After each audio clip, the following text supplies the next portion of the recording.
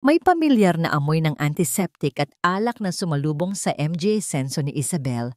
Mabigat ang kanyang MJ talukap. Tila may nakadagang semento sa MJ ito. Dahan-dahan niyang sinubukang imulat ang MJ mata, ngunit ang liwanag ay malabo at gumagalaw. Nasaan siya? Naramdaman niya ang marahang pagguga ng isang sasakyan. Hindi ito ang maluwag nilang family van.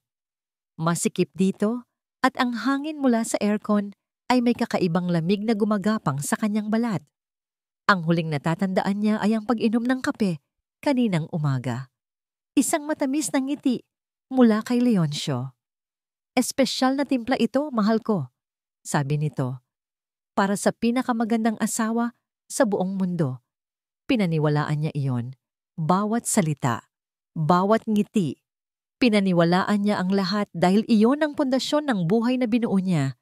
Ngayon, ang lasa ng kaping iyon ay tila lason na kumakalat sa kanyang sistema, kasabay ng mapait na katotohanan na unti-unting lumilinaw sa kanyang isipan.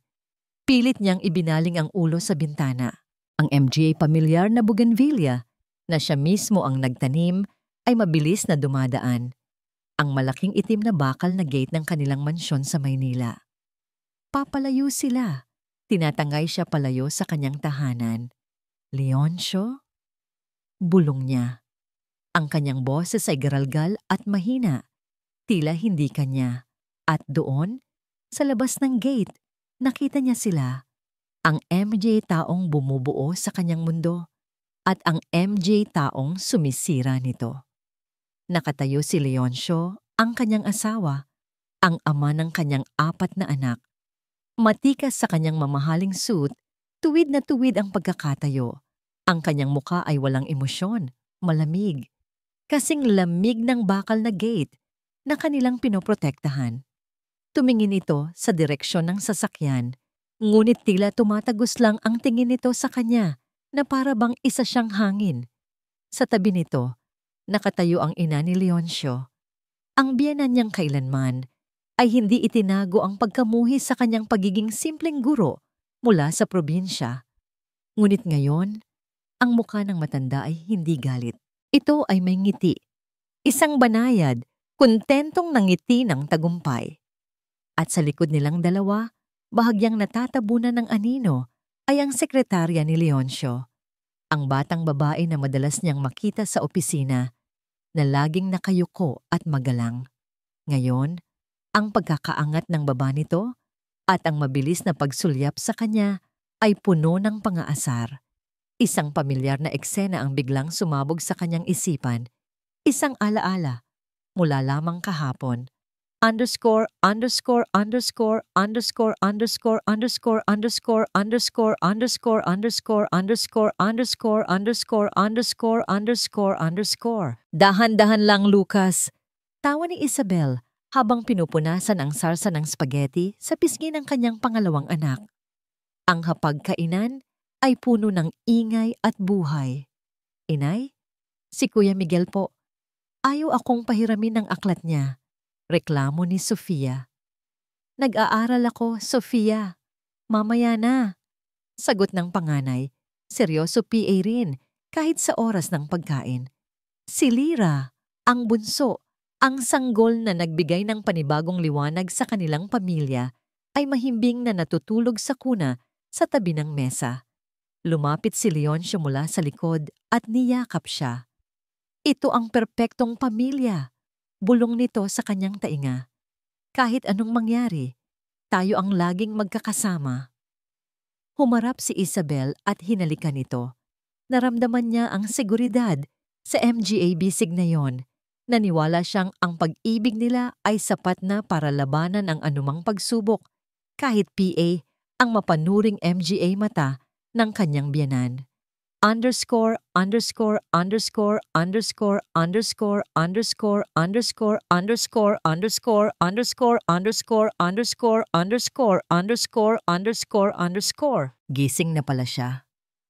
Isang banyaga at profesional na boses ang pumutol sa kanyang alaala. Dalawang lalaking nakaputing uniforme ang nakaupo sa tapat niya sa loob ng sasakyan. Ang kanilang MGA mukha ay seryoso. Walang mababakas na awa o interes. Nasaan ako? Anong ginagawa ninyo sa akin? Ang takot ay nagsimulang gumapang sa lalamunan ni Isabel. Nilalamon ang epekto ng gamot. Relax lang po, ma'am. Sabi ng isa sa MGA lalaki, inilalabas ang isang folder. Utos po ito ng doktor ninyo. Kailangan ninyong magpahinga. Doktor? Anong doktor? Walang sakit sa akin. Nagsimula ng mag-init ang kanyang ulo. Sinubukan niyang bumangon, ngunit naramdaman niya ang bigat ng kanyang katawan. Leoncio, tulungan mo ako. Tumingin siya ulit sa labas. Nakita niyang bahagyang gumalaw si Leoncio. Hindi para tulungan siya, kundi para ayusin ang kurbata nito. At sa sandaling iyon, lahat ay luminaw. Ang MGA gabing ginagabi ng uwi si Leoncio. Ang media urgent business trip. Ang amoy ng ibang pabango sa kanyang damit na pilit niyang winawaksi sa isipan. Ang unti-unting paglayo nito simula nang ipanganak niya si Lyra. Hindi ito pag-aalala. Ito ay pagtatapon. Ito ay pagtataksil. Maghahayop kayo. Isang biglaang lakas ang bumuhos sa kanyang katawan, dala ng purong galit. Sinubukan niyang sugurin ang pinto, kalampagin ang bintana. Walang hiya. Ibalik ninyo ako sa MGA anak ko. Agad siyang hinawakan ng dalawang lalaki. Ang kanilang MGA kamay ay bakal na pumipigil sa kanya. Ma'am, kumalma po kayo. Mas makakabuti po ito sa inyo. Ang media anak ko, Miguel, Sofia, Lucas, Lyra. Paulit-ulit niyang isinisigaw ang MGA pangalan nila. Bawat pangalan ay isang punyal na tumatarak sa kanyang puso. Ang pagmamakaawa ay naging sigaw ng isang nasusugatang hayop. Pakawalan niyo ako. Leoncio, maawa ka sa MGA anak natin. Pero si Leoncio ay hindi na lumingon PA. Itinaas lamang nito ang kanang kamay, isang malamig na senya sa driver na umalis na. Tinalikuran siya nito na para bang isa lamang siyang lumang kasangkapan na kailangang alisin para magbigay daan sa bago. Umarangkada ang sasakyan, ang mansyon, ang MGA Bougainvillea. Ang buhay na akala niya ay sa kanya. Lahat ay unti-unting lumalayo. Nanghihinang napasandal si Isabel sa upuan. Ang luhang kanina PA niya pinipigilan ay bumuhos na parang baha. Hindi luha ng simpleng kalungkutan, kundi luha ng matinding galit at pagkabigo. Ngunit bago tuluyang lumiko ang sasakyan sa kanto, sa gilid ng kanyang MGA mata, isang maliit na figura ang humabol palabas ng gate. Mabilis, desperado. Inay! Ang sigaw na yon. Kilalang kilala niya ang boses na yon kahit sa gitna ng ugong ng makina. Si Miguel, ang kanyang panganay na lalaki, ang kanyang matapang na si Miguel. Tumatakbo ito sa kalsada, humahabol sa sasakyan. Ang mukha nito ay puno ng luha at pagkalito. Inay! Saan nila kayo dadalhin? Bumalik kayo! Inay! Hinabol ito ng hardinero at mahigpit na niyakap para pigilan. Nagpupumiglas ang bata. Miguel, anak! Sigaw ni Isabel pabalik. Idinikit niya ang mukha at MGA palad sa salamin sa likod ng sasakyan. Ito na ang huling pagkakataon. Kailangan nitong marinig ang lakas sa boses niya. Huwag kang bibitaw, anak. Magpakatatag ka. Babalik si inay. Mahal na mahal ko kayo. Nakita niya ang huling pagsulyap ng desperasyon sa mukha ng kanyang anak bago tuluyang lumiko ang sasakyan. Nawala na si Miguel sa kanyang paningin. Ilang minuto piin ng tahimik na paglalakbay, huminto ang sasakyan sa harap ng isang mataas at kulay abong pader. Walang halaman, walang kulay. Sa itaas ng bakal na gate, nabasa niya ang MGA salita, Center for Psychological Wellness and Recovery. Bumukas ang pinto ng sasakyan. Hinila siya palabas ng MGA unipormadong lalaki. Habang naglalakad siya patungo sa pintuan, narinig niya ang malakas na paglagitik ng kandado at pagkatapos ay ang mabigat na pagsara ng gate sa kanyang likuran. Ang tunog na yon ang nagsilbing selyo sa kanyang bagong buhay. Isang buhay sa loob ng bilangguan na itinayo ng lalaking minsan niyang pinangakuan ng habambuhay. Underscore, underscore, underscore, underscore, underscore, underscore, underscore, underscore, underscore, underscore, underscore, underscore, underscore, underscore, underscore, underscore. Ang tunog ng bakal na sumasara sa kanyang likuran ay tila isang hatol, isang tuldok sa kabanata ng kanyang buhay bilang si Isabel na asawa, bilang si Isabel na ina. Dinala siya sa isang pasilyo na amoy bleach at kalungkutan. Puti ang lahat, ang sahig, ang MG pader, ang uniforme ng MG nurse na sumalubong sa kanya na may MG pekeng malalamig ng ngiti. Ang bawat hakbang niya ay mabigat, tila hinihila siya ng sahig pababa. Dito po ang kwarto ninyo, Mrs. De Villa, sabi ng isang nurse na may makapal na salamin. Hindi man lang nito tiningnan ang kanyang MGA mata. Para sa kanila, hindi siya tao. Isa lamang siyang pangalan sa isang folder. Ang kwarto ay mas masahol PA sa kanyang inaasahan. Puti rin ang lahat sa loob. Isang kama na may manipis na kutsyon, isang maliit na bintanang may rehas na bakal, at isang pinto na walang doorknob sa loob. Ito ang kanyang magiging mundo. Nang gabing iyon, hindi siya makatulog. Ang katahimikan ay binabasag ng MGA mahihinang hikbi mula sa ibang MGA kwarto at paminsan-minsan, isang nakakakilabot na sigaw na tila pinipunit ang gabi. Niyakap niya ang kanyang MGA tuhod at ipinikit ang kanyang MGA mata. Pilit na tinatawag ang MGA alaala ng kanyang MGA anak. Ang halik ni Miguel sa kanyang pisngi bago pumasok sa eskwela. Ang mahigpit na yakap ni Sofia kapag natatakot ito sa dilim. Ang malakas na tawa ni Lucas kapag kinikiliti niya. Ang amoy ng gatas sa hininga ng bunsong si Lyra. Iyon ang MGA kayamanang pilit niyang hinahawakan. Ang MGA ang kurang pumipigil sa kanya na tuluyang tangay ng ngalon ng kabaliwan na nararamdaman niyang lumalapit.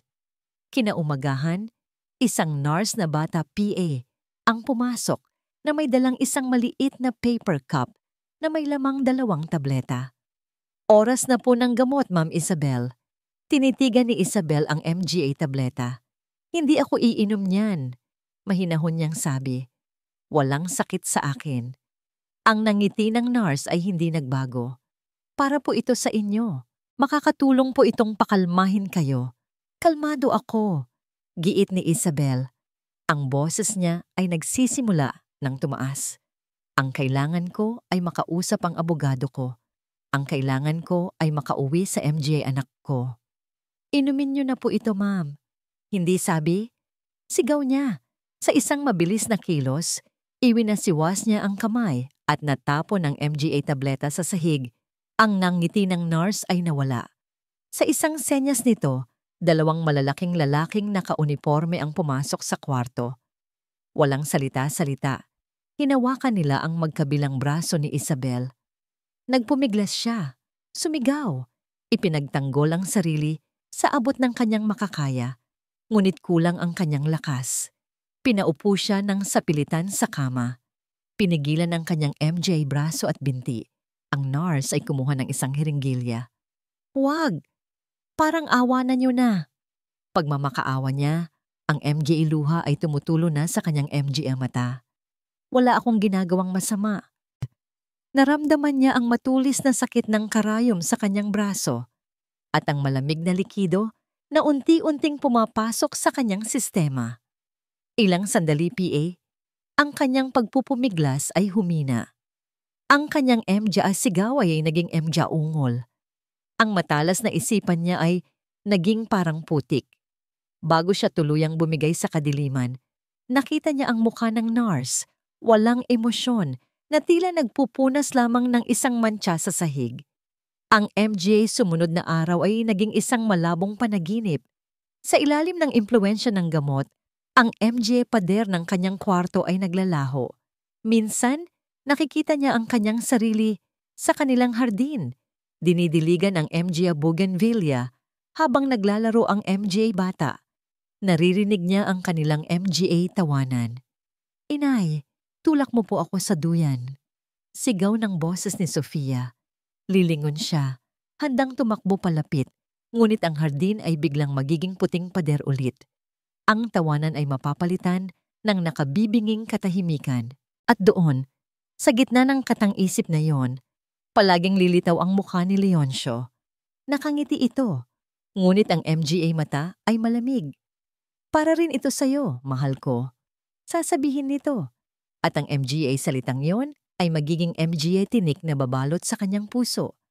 Magigising siyang umiiyak, ang pisngi ay basa, ang lalamunan ay tuyo. Araw-araw, pare-pareho ang lahat. Pipilitin siyang uminom ng gamot. Kakausapin siya ng isang doktor na palaging tumatango ngunit hindi naman talaga nakikinig. At sa bawat paglubog ng araw sa labas ng kanyang bintanang may rehas, nararamdaman niya ang unti-unting pagguho ng kanyang pagkatao. Sino na nga ba siya? Si Isabel? Ang guro? Ang ina? O ang pasyenteng walang pangalan sa kwarto 207? Isang hapon, habang nakatitig siya sa labas, naramdaman niya ang tuluyang pag-agos ng kawalan ng pag-asa. Baka tama sila. Baka nababaliw na nga siya. Baka ito na talaga ang katapusan niya. Ngunit sa gitna ng malabong tanawin sa labas, isang imahe ang biglang luminaw sa kanyang isipan, kasing linaw ng salamin. Ang mukha ng kanyang panganay, na si Miguel, ang tumatakbo nitong MGA paa. Ang MGA kamay, na pilit siyang inaabot. Ang sigaw nitong puno ng sakit at pagkalito. "Inay, saan nila kayo dadalhin?" Ang alaalang iyon, na minsan ay nagdulot sa kanya ng matinding sakit, ay biglang nag-iba ng anyo. Hindi na ito isang punyal. Ito ay naging isang kalasag. Hindi ako pwedeng sumuko. Hindi ako pwedeng maging baliw. Ipinikit niya ang kanyang MGA mata at mahigpit na ikinuyom ang kanyang MGA palad. Para kay Miguel, para kay Sofia, para kay Lucas, para kay Lyra. Magpapakatatag ako, lalaban ako, babalik ako. Sa MGA sumunod na araw, nagbago ang lahat. Hinayaan niyang iturok ang gamot, ngunit sa isip niya ay inuulit-ulit niya ang MGA pangalan ng kanyang MGA anak. Hinayaan niyang kausapin siya ng doktor, ngunit sa isip niya ay binubuo niya ang MGA salitang isasagot niya sa korte. Ang katawan niya ay bihag, ngunit ang isipan niya ay nagsimulang maging malaya. Isang gabi, habang nililigpit ng isang nurse na medyo may edad na ang kanyang pinagkainan, hindi sinasadyang nahulog nito ang isang kutsara. Sabay silang yumuko para kunin ito. Sa ilalim ng kama, mabilis na iniabot ng nurse ang isang maliit at nakatuping papel sa kamay ni Isabel. Ang MGA mata nito ay nagpakita ng isang emosyong matagal na niyang hindi nakikita sa lugar na yon. Awa. Tumayo ang nurse na parang walang nangyari. "Magpahinga na po kayo," sabi nito bago mabilis na lumabas ng kwarto. Nanginginig ang MJ kamay ni Isabel. Naghintay siya ng ilang minuto hanggang sa sigurado siyang walang tao sa labas. Dahan-dahan, sa dilim ng kanyang kwarto, binuklat niya ang maliit na piraso ng papel. Sa liwanag ng buwan na tumatagos sa rehas, nabasa niya ang 3 salitang nakasulat dito. May Pag-asa PA.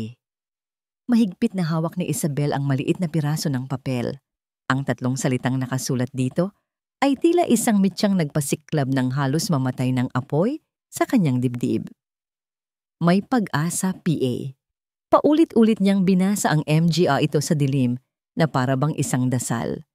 Sa loob ng maraming araw, ang tanging naririnig niya ay ang MGA salitang nagpapababa sa kanya. Sira ulo. Pasyente. Hindi mapagkakatiwalaan. Ngayon, ang MGA salitang ito ay nagbigay sa kanya ng lakas. Sino ang nurse na yon? Bakit siya tinutulungan? Ang MGA tanong ay bumagabag sa kanya buong gabi, isang halo ng pag-asa at takot na baka ito ay isa lamang patibong. Kinabukasan ang nurse na may edad na Ang muling nagdala ng kanyang pagkain. Ang pangalan sa name tag nito ay Althea. Nang ilapag nito ang tray, sinadya nitong ilagay ang baso ng tubig malapit sa gilid ng mesa. Ay mahuhulog, sabi ni Althea, at mabilis na inusog ang baso. Sa maikling sandaling iyon, ang kanyang MGA mata ay sumenyas kay Isabel na manahimik. Kumain na po kayo, Ma'am Isabel. Kailangan ninyo ng lakas. Naghintay si Isabel. Ang bawat minuto ay tila isang oras. Nang sumapit ang gabi at ang MGA ilaw sa pasilyo ay dumilim na, bumukas ulit ang kanyang pinto. Pumasok si Althea. Hindi na suot ang uniforme. Dala ang isang bag. Wala tayong maraming oras. Pabulong nitong sabi. Ang boses ay mahinahon, ngunit apurado. Sino ka? Tanong ni Isabel. Ang boses niya ay nanginginig. Bakit mo ako tinutulungan? Umupo si Althea sa paanan ng kama. Hindi mo na siguro ako natatandaan. Taga San Mateo rin ako. Ang nanay mo ay naging guro ko noong elementarya. Si Althea Reyes. Ang pangalan ay pamilyar. Isang alaalang natabunan na ng panahon.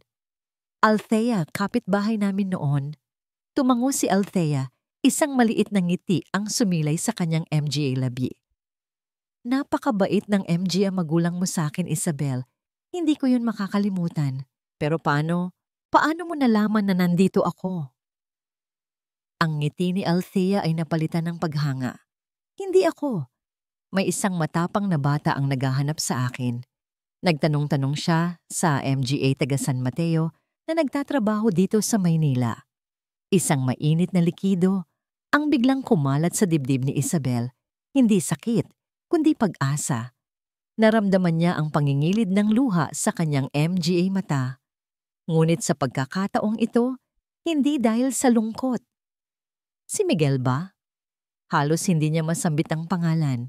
Tumango ulit si Althea. Ang panganay mo, matalinong bata. Sinabi niya sa akin ang lahat at may pinabibigay siya sa'yo.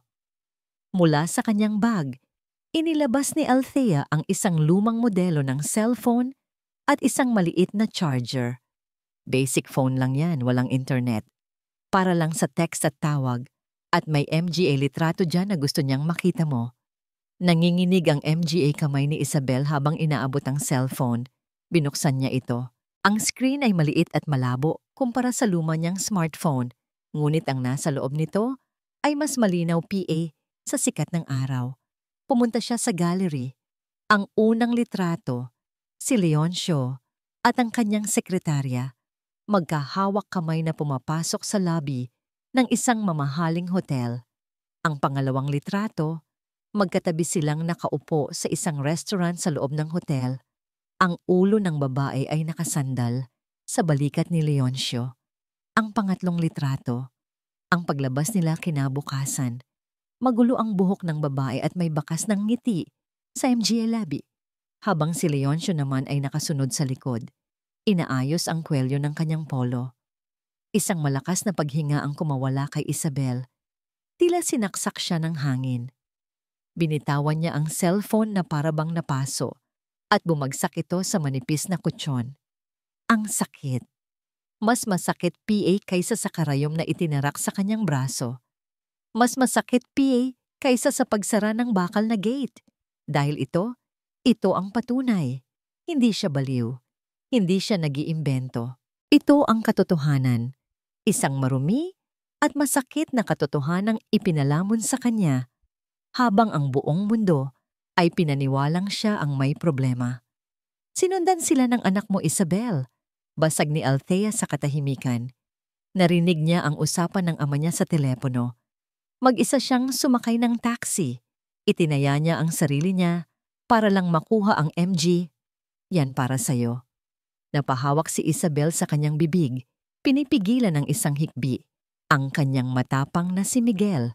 Ang 12 anyos niyang anak na dapat ay naglalaro lamang o nag-aaral ay napilitang saksihan ang karumihan ng mundo para ipagtanggol ang ina.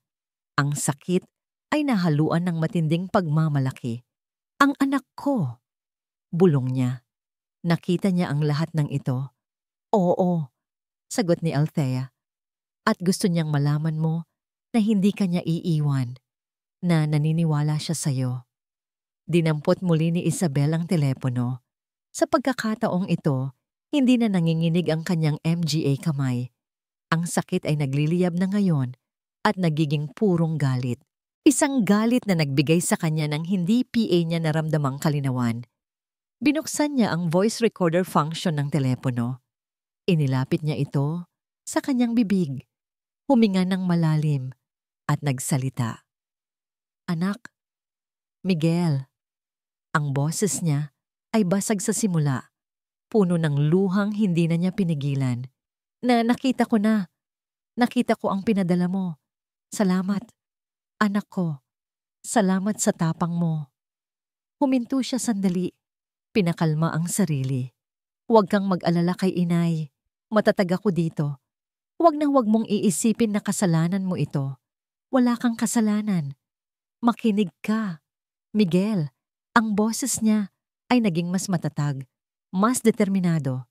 Babalik si inay. Ipinapangako ko. Kukunin ko kayo. Maging matatag ka para sa MGA kapatid mo, ha? Ikaw muna ang kuya at tatay nila. Huwag ninyo akong kakalimutan. Tinapos niya ang recording. Bawat salitang binitawan niya ay isang panata. Isang kontratang hindi na niya maaaring sirain. Ang pagtakas ay hindi na lamang isang pag-asa. Ito ay isang obligasyon. Tumingin siya kay Althea. Ang kanyang MGA mata ay nag-aapoy. Kailangan kong makaalis dito. Isang seryosong tango ang sagot ni Althea. May plano na ako, pero delikado ito, Isabel. Kapag nahuli tayo, pareho tayong mapapahamak. Handa ako sa kahit ano. Mabilis na sagot ni Isabel. Sa Biyernes ng gabi, paliwanag ni Althea, 10:00. Iyon ang oras ng pagpapalit ng shift ng MGA Guardia. May kaibigan akong janitor na mag-iiwan ng uniforme at ID sa banyo sa dulo ng pasilyo. Kailangan mong magbihis doon. Magkikita tayo sa may likod, malapit sa basurahan. Bubuksan ko ang service gate. May sasakyan nang maghihintay sa'yo sa labas. Ang bawat detalye ay nagpapatibok ng mabilis sa kanyang puso, hindi dahil sa takot, kundi dahil sa pananabik. Sa sumunod na 2 araw, si Isabel ay naging perpektong pasyente. Uminom siya ng gamot nang walang reklamo, ngunit iniluluwa niya ito sa banyo kapag walang nakatingin. Ngumiti siya sa doktor. Sumunod siya sa lahat ng utos. Ngunit sa likod ng maamong mukha, ang kanyang isipan ay paulit-ulit na pinaplano ang bawat hakbang. Dumating ang Biyernes ng gabi. Ang hangin ay mabigat. Bawat tunog sa pasilyo ay tila mas malakas. Nang marinig niya ang hudyat, 3 mahinang katok sa pader mula sa kabilang kwarto, ang senyas ni Althea, dahan-dahan siyang bumangon. Walang ingay, lumabas siya ng kanyang kwarto na bahagyang iniwang bukas. Naglakad siya sa madilim na pasilyo, ang puso niya ay dumadagundong sa kanyang dibdib. Nakarating siya sa banyo. Naroon nga ang kulay abong uniforme ng janitor at isang ID. Mabilis siyang nagbihis. Ang damit ay maluwag at amoy panlinis, ngunit para sa kanya, ito ang kasuotan ng kalayaan. Isinukbit niya ang ID sa kanyang leeg at kinuha ang isang mop at timba na naroon. Yumuko siya, tinatago ang kanyang mukha, at nagsimulang maglakad papunta sa likod na pasilyo. Ang bawat hakbang ay isang panganib.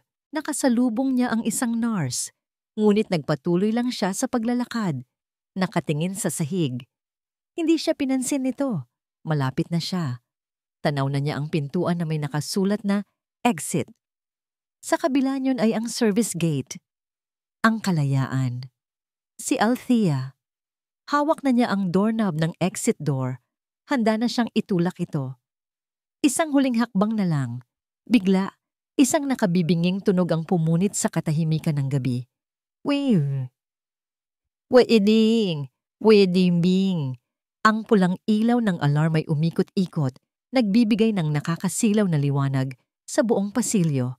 Narinig niya ang emegye sigawan. Ang mabilis na mega-yabag ng mega-gwardiyang tumatakbo papalapit sa kanyang direksyon. Nanigas si Isabel sa kanyang kinatatayuan. Ang kamay ay nakakapit PA rin sa doorknob. Ang kanyang puso ay tila huminto sa pagtibok. Nahuli na ba siya? Underscore, underscore, underscore, underscore, underscore, underscore, underscore, underscore, underscore, underscore, underscore, underscore, underscore, underscore, underscore, underscore.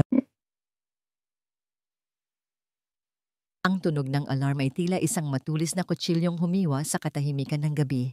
Nanigas si Isabel sa kanyang kinatatayuan. Ang kamay ay nakakapit sa malamig na doorknob. Ito na ang katapusan. Huli na siya. Narinig niya ang MGA, mabibigat na yabag ng MGA Guardia. Sa East Wing daw, may pasyenteng nagwawala. Sigaw ng isa. Nagulat si Isabel nang makitang tumakbo ang MGA ito papalayo sa kanya, patungo sa kabilang dulo ng pasilyo. Bago PA man niya maintindihan ang nangyayari, bahagyang bumukas ang isang pinto sa tabi niya. Isang maliit na supply closet. Sumilip ang mukha ni Althea. Diversion yan. Takbo na, Isabel. Mabilis na bulong nito. Bukas na ang service gate sa likod. Huwag kang lilingon. Ang MJ salitang yon ang nagpabalik sa lakas sa nanlalambot niyang MGA tuhod. Walang pag-aalinlangan, itinulak niya ang exit door at tumakbo. Ang malamig na hangin ng gabi ay sumalubong sa kanya, ang hangin ng kalayaan. Tinahak niya ang madilim na eskinita sa likod ng gusali. Tanaw na niya ang bahagyang bukas na service gate. Sa paglabas niya, isang luma at kupas na kotse ang naghihintay. Patay ang makina. Bumukas ang pinto sa likod. Si Althea. Sakay na! Bilis! Sumakay si Isabel at humiga sa sahig ng kotse, gaya ng bilin sa kanya. Isinara ni Althea ang pinto, umikot at umupo sa driver's seat. Ang tunog ng pag-start ng makina ay ang pinakamagandang musikang narinig niya sa buong buhay niya. Humaharurot silang umalis. Iniwan ng MGA tunog ng sirena at ang bangungot na minsan niyang tinawag na buhay. Underscore, underscore, underscore, underscore, underscore, underscore, underscore, underscore, underscore, underscore, underscore, underscore, underscore, underscore, underscore, underscore. Ang unang gabi ng kanyang kalayaan ay ginugol niya sa isang maliit na kwarto sa isang boarding house sa Quiapo. Ang amoy ng alikabok at lumang kahoy ay nanunuot sa hangin. May isang bumbilyang dilaw na nagbibigay ng kaunting liwanag. Ang kama ay matigas at ang kumot ay manipis. Ngunit habang nakahiga siya roon, nakatingin sa kisameng may MJ agyo, naramdaman ni Isabel ang isang kapayapaang matagal nang ipinagkait sa kanya. Walang rehas sa bintana, walang kandado sa labas ng pinto, walang MJ matang mapanuri na nagbabantay sa bawat kilos niya. Sa kauna-unahang pagkakataon, sa loob ng maraming linggo, siya ulit si Isabel. Hindi isang pasyente, hindi isang numero, isang ina na lalaban. Ipinikit niya ang kanyang MGA mata at natulog ng mahimbing. Ang unang tunay na pahinga, simula nang magsimula ang lahat. Ang bagong buhay ay mahirap. Ang kaunting perang ibinigay sa kanya ni Althea ay mabilis na naubos. Kinailangan niyang magtrabaho. Ang una niyang naging trabaho ay sa isang maliit na karinderya. Tagahugas ng plato. Mula umaga hanggang gabi, ang kanyang MGA kamay ay nakababad sa maruming tubig. Ang kanyang likod ay palaging masakit. Ang init mula sa kusina ay nakakapaso. Hoy! Bilisan mo dyan! Tambak na o! Sigaw ng may-ari. Napapapikit na lang si Isabel at ipagpapatuloy ang pagkuskos. Bawat platong kanyang nililinis, iniisip niya ang mukha ng kanyang MGA anak. Itong platong ito ay para sa pambaon ni Miguel. Itong basong ito ay para sa gatas ni Lyra. Itong kalderong ito ay para sa pangarap ni Sofia at Lucas. Ang pagod ay nagiging lakas. Ang hirap ay nagiging determinasyon Bawat sentimong kinikita niya ay maingat niyang itinatabi. Ang sahod niya ay sapat lamang para sa upa at pagkain. Ngunit isang gabi, habang naglalakad pa uwi, napadaan siya sa isang unibersidad. Nakita niya ang MGA estudyanteng naglalabasan. MGA librong dala-dala. Nagtatawanan. Isang poster ang nakapaskil sa gate. Evening classes for College of Law now open. Isang ideya ang nabuo sa kanyang isipan. Isang ideyang tila imposible, ngunit para sa isang taong galing sa impyerno, walang bagay na imposible. Ginamit niya ang natitira niyang ipon para makapag-enroll. Hindi niya sinabi kahit kanino. Ito ang kanyang sikretong sandata. Sa unang gabi ng klase, naramdaman ni Isabel na para siyang langgam sa gitna ng MGA higante. Nakaupo siya sa pinakalikod na hilera. Ang kanyang damit ay simple at luma kumpara sa MGA suot ng kanyang MGA kaklase. Ang kanyang bag ay isang mumurahing backpack. Nagsimulang magsalita ang propesor, isang matandang lalaki na may makapal na salamin at malalim na boses. Welcome, future lawyers! Tandaan ninyo ito. Ang batas ay hindi lamang MGA salitang nakasulat sa isang libro. Ang batas ay isang kalasag para sa MGA inaapi at isang espada laban sa MGA mapang-abuso. Ang MGA salitang yon ay tumagos sa puso ni Isabel. Hindi ito para sa kanya isang aralin lamang. Ito ang kanyang magiging buhay habang nakikinig siya sa diskusyon tungkol sa justice at due process. Naramdaman niyang bawat salita ay isang piraso ng baluti na unti-unti niyang isinusuot. Maliit siya sa loob ng classroom na yon, oo. Ngunit sa kauna-unahang pagkakataon, naramdaman niya ang pag-asang balang araw. Siya ay lalaki at lalakas. Ngunit ang bagong buhay ay may kasamang MJ lumang sugat. Isang linggo ng hapon, ang kanyang araw ng pahinga, nagpunta siya sa isang parke para makalanghap ng sariwang hangin. Umupo siya sa isang bench sa ilalim ng isang malaking puno. Sa di kalayuan, isang pamilya ang masayang naglalaro. Isang ina ang marahang tinutulak ang kanyang maliit na anak na babae sa duyan. Ang tawa ng bata ay parang musikang kumakalat sa hangin. Isang masayang musika na tila MGA karayom na tumutusok sa puso ni Isabel. Bigla niyang naalala si Sofia, ang kanyang munting prinsesa. Naalala niya ang pakiramdam ng pagtulak sa duyan, ang pagtaas ng MGA paa nito sa ere, ang pagsigaw nito ng mas mataas PI inay, mas mataas PA, isang hindi mapigilang sakit ang biglang gumuhit sa kanyang dibdib. Isang pisikal na sakit na nagpahirap sa kanyang paghinga. Napayuko siya, hinahabol ang kanyang hininga, habang ang MGA luha ay tahimik na dumadaloy sa kanyang MGA pisngi. Ang kalayaang tinatamasa niya ay walang kabuluhan kung wala ang kanyang MGA anak. Ang bawat segundong malayo sa kanila ay isang walang hanggang pagdurusa. Kinailangan niyang umalis sa parke.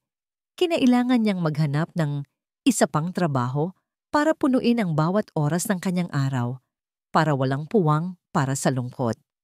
Nakatanggap siya ng trabaho bilang waitress sa isang medyo disenteng restaurant sa Makati. Mas malaki ang sahod at mas magaan ang trabaho kaysa sa paghuhugas ng plato. Isang gabi, abala ang restaurant. Puno ng MG at taong nakaopisina, nagtatawanan, nagdiriwang. Habang bitbit niya ang isang tray na puno ng pagkain, isang pamilyar na halakhak ang narinig niya. Mula sa isang table sa may bintana, isang malakas, mayabang na halakhak na nagpatigil sa kanyang mundo. Dahan-dahan siyang lumingon at doon sila. Si Leoncio, nakangiti habang itinaas ang kanyang wine glass. At sa tapat nito, ang kanyang ina, si Doña Victoria, na mukhang reyna sa kanyang eleganteng damit at alahas. Mukha silang masaya, walang problema. Tila isang perpektong mag-ina na nag-e-enjoy sa isang mamahaling hapunan. Ang tray ay nanginginig sa kanyang MGA kamay. Naramdaman niya ang pag-akyat ng dugo sa kanyang ulo. Ang lahat ng sakit, galit at hirap na tiniis niya Sa loob ng MJ na karaang buwan ay biglang sumabog sa loob niya. Gusto niyang sumigaw. Gusto niyang magwala. Gusto niyang isampal sa MJ ang mukha nila ang bawat platong hugas kamay niya at bawat pisong pinaghirapan niya. Ngunit hindi siya makagalaw. Bago PA man siya makita ni Leoncio, mabilis siyang tumalikod at halos takbuhin ang pabalik sa kusina. Ang ugoy ng swinging door ang nagtago sa kanya mula sa kanilang paningin. Napasandal siya sa pader, ang puso niya ay kumakarera. Humihingal siya na parang galing sa isang marathon. Sumilip siya sa maliit na bilog na bintana ng pinto. Nakita niya silang nagtatawanan PA rin. Umiinom ng alak, kumakain ng masasarap na pagkain. Sila ay naasa kanilang mundo ng yaman at kapangyarihan. At siya ay nasa kabilang panig lamang ng pinto. Isang anino sa kusina, isang lihim na nagbabantay, isang inang puno ng sugat na naghihintay ng tamang oras para maningil.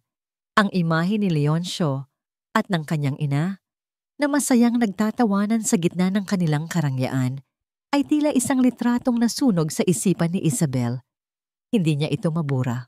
Buong gabi, habang nagliligpit siya ng MGA pinagkainan ng ibang tao, ang litratong yun ang nagpapaalala sa kanya kung gaano kalaki ang pader na kailangan niyang gibain. Ang galit na naramdaman niya sa restaurant ay hindi naglaho. Sa halip, nag-iba ito ng anyo. Naging panggatong ito. Kinabukasan, sa halip na magmukmok sa kanyang maliit na kwarto, dumiretso siya sa library ng universidad pagkatapos ng kanyang trabaho sa karinderya. Ang library, ang kanyang naging kanlungan. Ang katahimikan dito ay kabaligtaran ng gulo sa kanyang isipan. Ang amoy ng MGA lumang libro ay tila gamot na nagpapakalma sa kanyang MGA sugat. Kailangan niyang mag-aral, kailangan niyang maging mas matalino, kailangan niyang talunin sila sa kanilang sariling laro. Isang gabi, habang binabasa niya ang isang makapal na aklat para sa kanyang klase sa property law, isang kasong binanggit sa isang footnote ang kumuha ng kanyang atensyon. The People of the Philippines versus Ricardo Fuerte et al. Isang kaso ng malawakang land grabbing sa isang hacienda sa Batangas. Hindi niya alam kung bakit, ngunit binasa niya ang buong detalye ng kaso. Habang nagbabasa siya, isang pamilyar na pakiramdam ang unti-unting gumapang sa kanya. Ang pangalan ng hacienda, Hacienda de la Torre, at ang pangalan ng isa sa MG akusadong hindi nahuli, isang lalaking nagngangalang El Diablo, na inilarawan bilang kanang kamay ng utak ng sindikato, isang lalaking may malaking peklat sa kaliwang pisngi. Narinig na niya ang MGA pangalang ito dati. Pero saan? Ipinikit niya ang kanyang MGA mata. Pilit na hinahalungkat ang kanyang MGA alaala. At doon, sa isang madilim na sulok ng kanyang isipan, isang imahe ang lumitaw. Underscore, underscore, underscore, underscore, underscore, underscore, underscore, underscore, underscore, underscore, underscore, underscore, underscore, underscore, underscore, underscore. Samang taong gulang si Isabel, nakaupo siya sa sahig ng maliit na opisina ng kanyang ama sa kanilang bahay sa probinsya. Ang hangin ay puno ng amoy ng kape, tinta, at papel.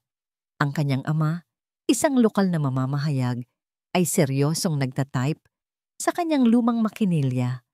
Ang tunog ng tak-tak-tak ay ang musika ng kanyang kabataan. Tay, tawag niya. Huminto sa pagtatype ang kanyang ama at ngumiti sa kanya. O anak, hindi ka PA ba inaantok? Ano po yung sinusulat ninyo? Mukha po kayong galit. Tanong ng batang si Isabel.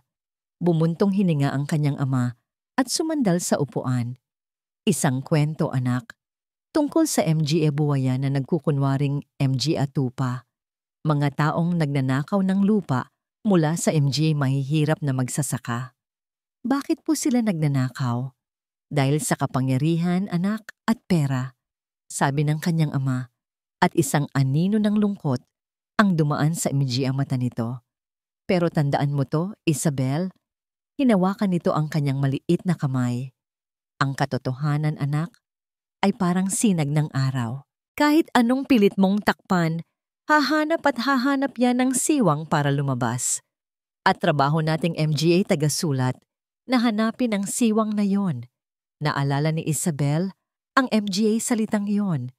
At naalala niya ang isang pangalang madalas na binabanggit ng kanyang ama kapag kausap nito ang kanyang MGA source sa telepono.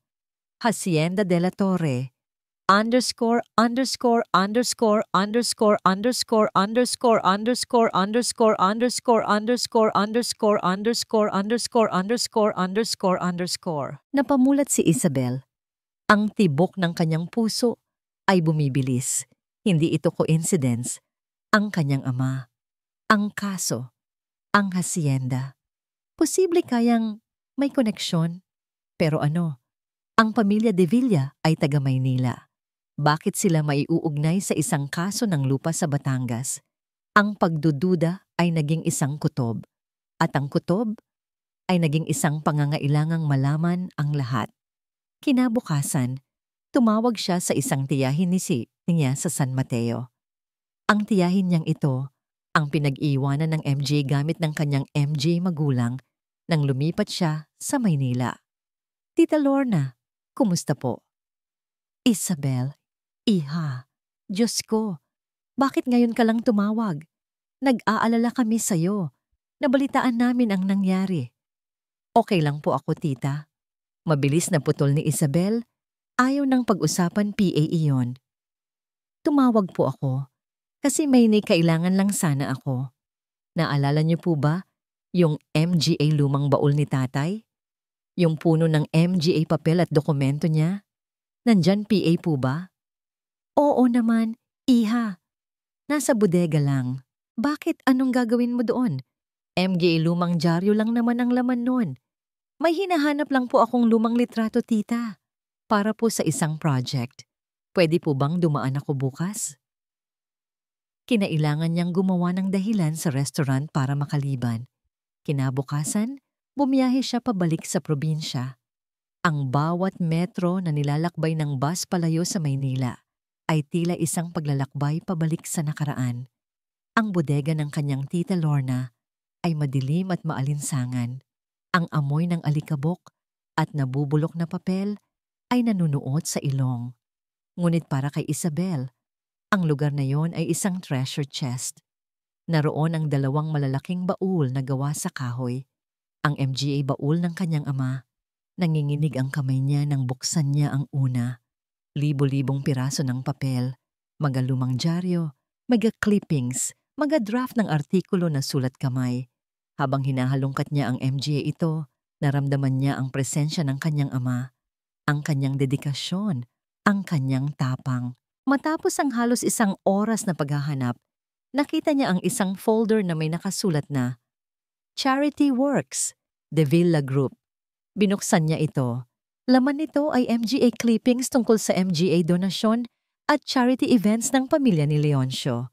Ngunit sa gilid ng isang artikulo tungkol sa isang malaking donasyon sa isang simbahan, may nakasulat na nota gamit ang pamilyar na ballpen ng kanyang ama. 3 salita. Saan galing ang pondo? Sa ilalim, may isa pang sulat. Tingnan ang koneksyon sa Hacienda de la Torre land deal. Napahawak si Isabel sa kanyang bibig. Narito na. Ang koneksyon. Mas mabilis niyang hinalungkat ang MGA papel. Sa ilalim ng folder may isa pang mas manipis na sobre. Ang nakasulat dito ay Hacienda de la Torre. Ebidensya.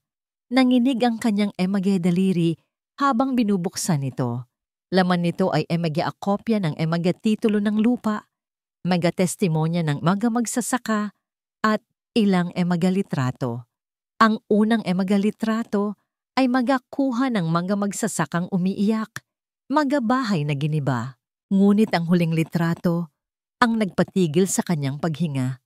Ito ay isang luma at medyo kupas na litrato. Isang grupo ng MJ lalaking nakasuit, nakangiti sa harap ng isang construction site. Sa gitna, isang mas batang bersyon ng ama ni Leoncio, si Don Alejandro de Villa. Mayabang ang tindig nito, tila hari ng mundo, at sa tabi nito, nakangiti rin, ay ang isang lalaking hindi niya makakalimutan ng itsura. Isang lalaking may mahabang peklat na tumatakbo mula sa dulo ng kaliwang kilay hanggang sa gilid ng kanyang labi. Ang parehong lalaki na binasa niya sa case files, si Ricardo Fuerte. Ang kilabot na si El Diablo. Magkatabi sila, magkaakbay, tila matalik na magkaibigan. Hawak ni Isabel ang litrato. Ang manipis na papel na yon ay hindi na lamang isang piraso ng alaala. Ito ay isang ebidensya. Isang anino mula sa nakaraan na ngayon ay may pangalan at mukha. At ang aninong yon ay direktang nakakonekta sa pamilyang sumira sa kanyang buhay. Ang biyahe ni Isabel pabalik sa Maynila ay balot ng nakabibinging katahimikan. Nakaupo siya sa tabi ng bintana ng boss, ngunit hindi ang MJ tanawin sa labas ang kanyang nakikita. Sa kanyang isipan, paulit-ulit na naglalaro ang imahe sa lumang litrato. Ang ngiti ni Don Alejandro de Villa, katabi ang peklat na mukha ni El Diablo. Ang litratong yon ay hindi lamang isang piraso ng papel. Isa itong susi. Isang susi na magbubukas sa isang pintong matagal nang nakasara. Isang pintong maaaring maglaman ng MGA sagot o ng mas malalaking panganib. Pagdating niya sa kanyang boarding house, maingat niyang itinago ang sobrang naglalaman ng MGA dokumento at litrato sa ilalim ng kanyang kama. Iyon ang kanyang pinakamahalagang pag-aari. Higit pa sa pera, higit pa sa damit, dahil ang laman yon ay katotohanan. Ang pagtuklas na ito ay nagbigay sa kanya ng panibagong lakas. Sa kanyang MGA classes sa gabi, mas naging pursigido siya. Bawat kasong kanilang pinag-aaralan, bawat batas na kanilang tinatalakay, iniuugnay niya sa kanyang sitwasyon. Paano niya ito magagamit? Paano niya mailalatag ang MGA ebidensyang ito sa korte? Ngunit sa gitna ng kanyang paghahanda, isang malalim na lungkot ang patuloy na bumabalot sa kanya. Ang lungkot ng isang ina. Mahigit isang buwan na niyang hindi naririnig ang boses ng kanyang MGA anak. Ang lumang cellphone na bigay ni Althea ay nananatiling tahimik. Naiintindihan niya. Delikado para kay Miguel na tumawag, ngunit ang pangunawang yon ay hindi nakakabawas sa sakit ng pangungulila. Isang gabi, habang nag-aaral siya, biglang umilaw ang screen ng lumang telepono. Isang text message mula sa isang numerong hindi pamilyar. Simbahan ng Quiapo, bukas 3 p.m. Sa likod, malapit sa MGA nagtitinda ng kandila. Mag-ingat ka, inay. Ang puso ni Isabel ay lumundag. Si Miguel, ang halo ng tuwa at kaba, ay hindi nagpatulog sa kanya ng gabing iyon. Tuwa, dahil muli niyang makikita ang kanyang panganay. Kaba, dahil alam niyang bawat pagkikita nila ay isang malaking panganib para sa bata. Kinabukasan, kalahating oras, bago ang takdang oras, naroon na si Isabel. Suot niya ang isang lumang sombrero at malaking salamin para hindi siya makilala. Umupo siya sa isang sulok, nagmamasid. Ang amoy ng natutunaw na kandila at insenso ay nagbigay ng kakaibang kabanalan sa kanilang lihim na pagkikita. Eksaktong 3:00, nakita niya ang isang batang lalaking nakasuot ng baseball cap, maingat na naglalakad palapit sa kanyang direksyon. Ang kanyang Miguel. Mas tumangkad ito ng kaunti. Ngunit mas payat. May MJ anino sa ilalim ng MGA mata nito na hindi nararapat sa isang 12 anyos na bata. Ang dating masayahing kislap sa MGA mata nito ay napalitan ng isang seryosong pagmamasid, isang pag-iingat na natutunan nito sa murang edad. Nang makita siya nito, isang mabilis na ngiti ang sumilay sa MGA labi ng bata. Ngunit agad din itong nawala. Lumapit ito at umupo sa tabi niya, hindi tumitingin ng diretso sa kanya. Inay, bulong nito, sapat lang para marinig niya. Anak, sagot ni Isabel, pinipigilan ng pagnanasang yakapin ito ng mahigpit. Ayos ka lang ba? Ang MJ kapatid mo? Okay lang kami, sagot ni Miguel. Ang boses ay matatag. Laging nagtatanong si Sofia kung kailan ka babalik. Sabi ko, malapit na. Laging mahigpit ang bantay ni Lola. Mahirap nang tumawag. Isang kirot ang naramdaman ni Isabel. Naiintindihan ko, anak. Huwag mo nang ipagsapalaran ang sarili mo. Ang mahalaga ay ligtas kayo. Tumingin sa kanya si Miguel sa unang pagkakataon at nakita ni Isabel ang determinasyon sa MGA mata nito. Ito ay hindi na MGA mata ng isang bata. Ito ay MGA mata ng isang kakampi. May ibibigay ako sa iyo, inay, sabi nito. At maingat na inilabas mula sa loob ng kanyang jacket ang isang kulay brown na sobre. Inilagay nito yon sa pagitan nilang dalawa sa upuan. Nakita ko si Lola. May MJ papel siyang laging tinitingnan sa opisina ni Itay kapag wala si Itay. Kinuhanan ko ng litrato gamit ang luma kong tablet noong isang gabi. Kinuha ni Isabel ang sobre. Ang kanyang MGA daliri ay nanginginig. Miguel, napakadelikado nito. Paano kung nahuli ka? Hindi niya ako nahuli. Mabilis na sagot ng bata. Kailangan mo yan, inay. Alam ko. Binuksan ni Isabel ang sobre. Ang laman nito ay MGA printed na litrato. MGA kopya ng bank statements mula sa account ng law firm ni Leoncio. Nakita niya ang sunod-sunod na malalaking withdrawals. Daan-daang libong piso bawat linggo. Walang paliwanag, walang resibo, malinaw na pagnanakaw. Ito na, ang ebidensyang kailangan niya para idiin ang kanyang biyenan. Ang katibayan na may itinatago itong kabulukan. Salamat, anak. Malaking tulong ito. Sabi ni Isabel, ang boses niya ay nanginginig sa halo ng pasasalamat at pag-aalala. May isa PA, inay. May isa pang litrato si Miguel na inilabas mula sa bulsa nito. Ito ay nakatupi at lukot na. Sinundan ko ulit si Lola noong isang araw. Pumunta siya sa isang coffee shop. Mayroon siyang kasamang lalaki. Iniabot nito ang litrato. Habang binubuklat ni Isabel ang papel, bumagal ang pagtibok ng kanyang puso. Tila huminto ang oras. Ang ingay ng MGA nagdarasal sa simbahan, ang amoy ng kandila, lahat ay naglaho. Ang litrato ay medyo malabo. Kuha mula sa malayo, marahil sa labas ng coffee shop. Nakatalikod ang kanyang biyenan, ngunit kilala niya ang tindig nito at ang mamahaling bag na nakasabit sa upuan. Ang nakaupo sa tapat nito, ang lalaking kausap nito. Napatakip si Isabel sa kanyang bibig upang pigilan ang isang pagsinghap. Ang lalaki ay may mahabang peklat na tumatakbo mula sa dulo ng kaliwang kilay hanggang sa gilid ng kanyang labi. Ang parehong mukha, ang parehong peklat, si Ricardo Fuerte, si El Diablo. Ang lalaki sa lumang litrato, kasama ang ama ni Leoncio, ay siya ring lalaking kasalukuyang kausap ng ina ni Leoncio. Dalawang litrato, kinunan sa magkaibang panahon na may halos 30 taong pagitan. Ngunit iisang kwento ang kanilang isinisigaw. At sa ilalim ng mesa, kitang-kita sa litratong kuha ni Miguel, may isang itim na portfolio. Ang parehong portfolio na nakita ni Isabel na bitbit ng kanyang biyenan noong isang linggo. Iyon ay iniabot ng matanda sa lalaking may peklat. Isang malamig na realisasyon ang biglang gumapang sa buong katauhan ni Isabel.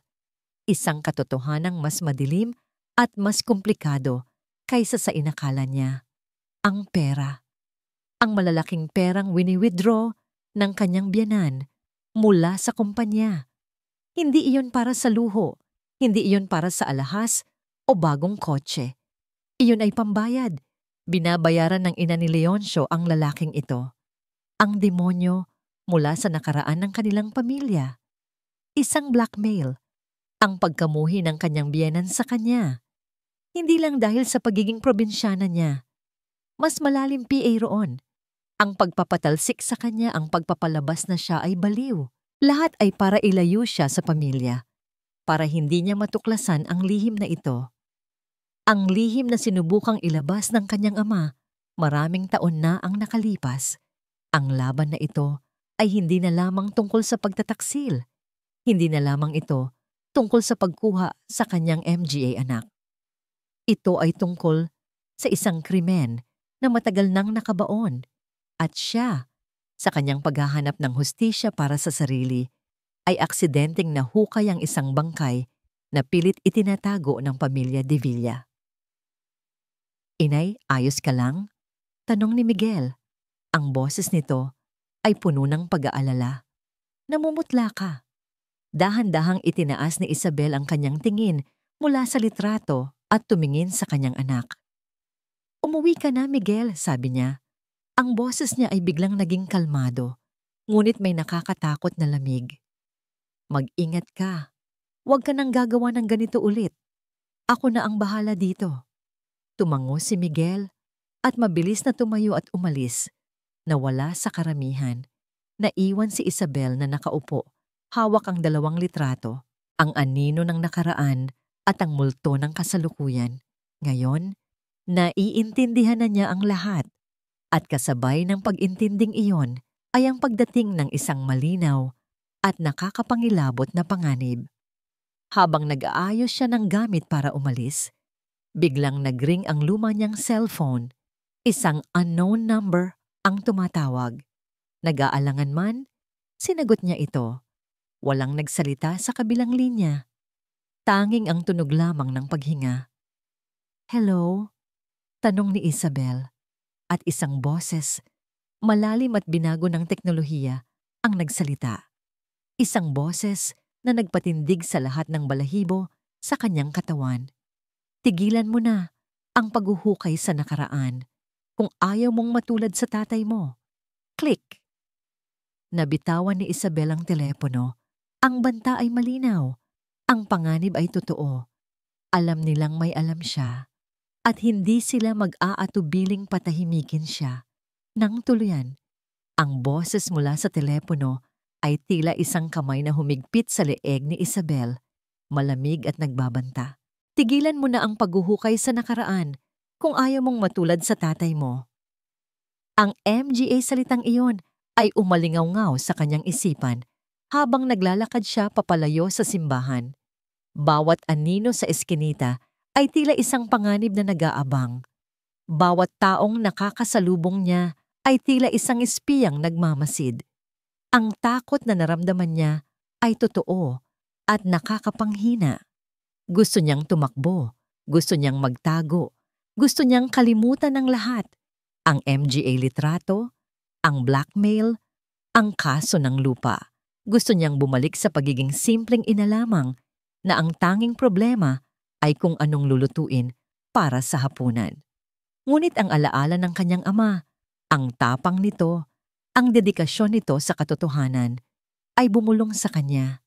At ang imahe ng kanyang MGA anak, ang kanilang MJ na wawalang ngiti, ang kanilang pangungulila, ay sumigaw sa kanya. Hindi. Ang pag-atras ay hindi na isang pagpipilian. Ang takot na naramdaman ni Isabel ay hindi nagtagal.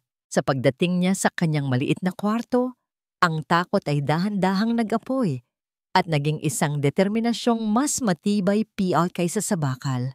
Dati, ang laban niya ay para makuha ang kanyang MGA anak. Ngayon, nadagdagan ito. Lalaban din siya para sa katarungang ipinagkait sa kanyang ama. Hindi na siya natulog ng gabing iyon. Sa liwanag ng nag-iisang bombilya, inilatag niya sa sahig ang lahat ng kanyang ebidensya, ang luma at bagong litrato, ang MGA bank statement, ang MGA dokumento mula sa baul ng kanyang ama. Tinitigan niya ang MGA ito na para bang isang general na pinag-aaralan ang mapa ng digmaan. Nakita niya ang koneksyon, nakita niya ang pattern, ngunit kailangan niya ng higit Kailangan niya ng isang smoking gun, isang ebidensyang hindi maitatanggi na mag-uugnay sa pera mula sa law firm patungo sa kamay ni Ricardo Fuerte. Sa kanyang klase sa batas, may natutunan siya tungkol sa forensic accounting. Alam niyang may paraan para i-trace ang pera. Pero paano? Samantala, sa mansyon ng MG de Villa, naramdaman ni Doña Victoria na ang mundong kanyang kontrolado ay nagsisimula ng gumuho. Ang pagkawala ng MJ kopya ng bank statement sa kanyang opisina ay isang malinaw na hudyat. Hindi niya alam kung sino ang kumuha, ngunit alam niya kung sino ang nasa likod nito. Si Isabel, ang babaeng akala niya ay napatahimik na niya. Ang matandang babae ay naging mas desperado, mas mapanganib. Kinabukasan, naramdaman agad ni Miguel ang pagbabago. "Miguel, nasaan ang tablet mo?" Tanong ng kanyang lola. Ang boses ay malamig kahit nakangiti ito. "Nasa kwarto po, lola. Nagcha-charge." Sagot ng bata. Pinipilit na maging kalmado. "Akin na muna. Ibabalik ko rin mamaya. May titingnan lang akong laro para sa MGA pinsan mo," sabi nito. Walang nagawa si Miguel kundi ibigay ito. Alam niya ang tunay na dahilan. Hinahanap nito ang MGA litratong kinunan niya. Ngunit bago piman niya ito ibinigay, nabura na niya ang lahat. Pagkatapos noon, mas humigpit ang lahat. "Mula ngayon, ako na ang maghahatid at susundo sa inyo sa eskwela," anunsyo ni Doña Victoria isang umaga. "Walang lalabas ng bahay nang hindi ko alam. Walang kakausap sa telepono nang hindi ko naririnig. Naiintindihan ba?" Ang mansyon ay naging isang magandang kulungan. Ang MGA katulong ay inutusan na bantayan ang bawat kilos ng MGA bata.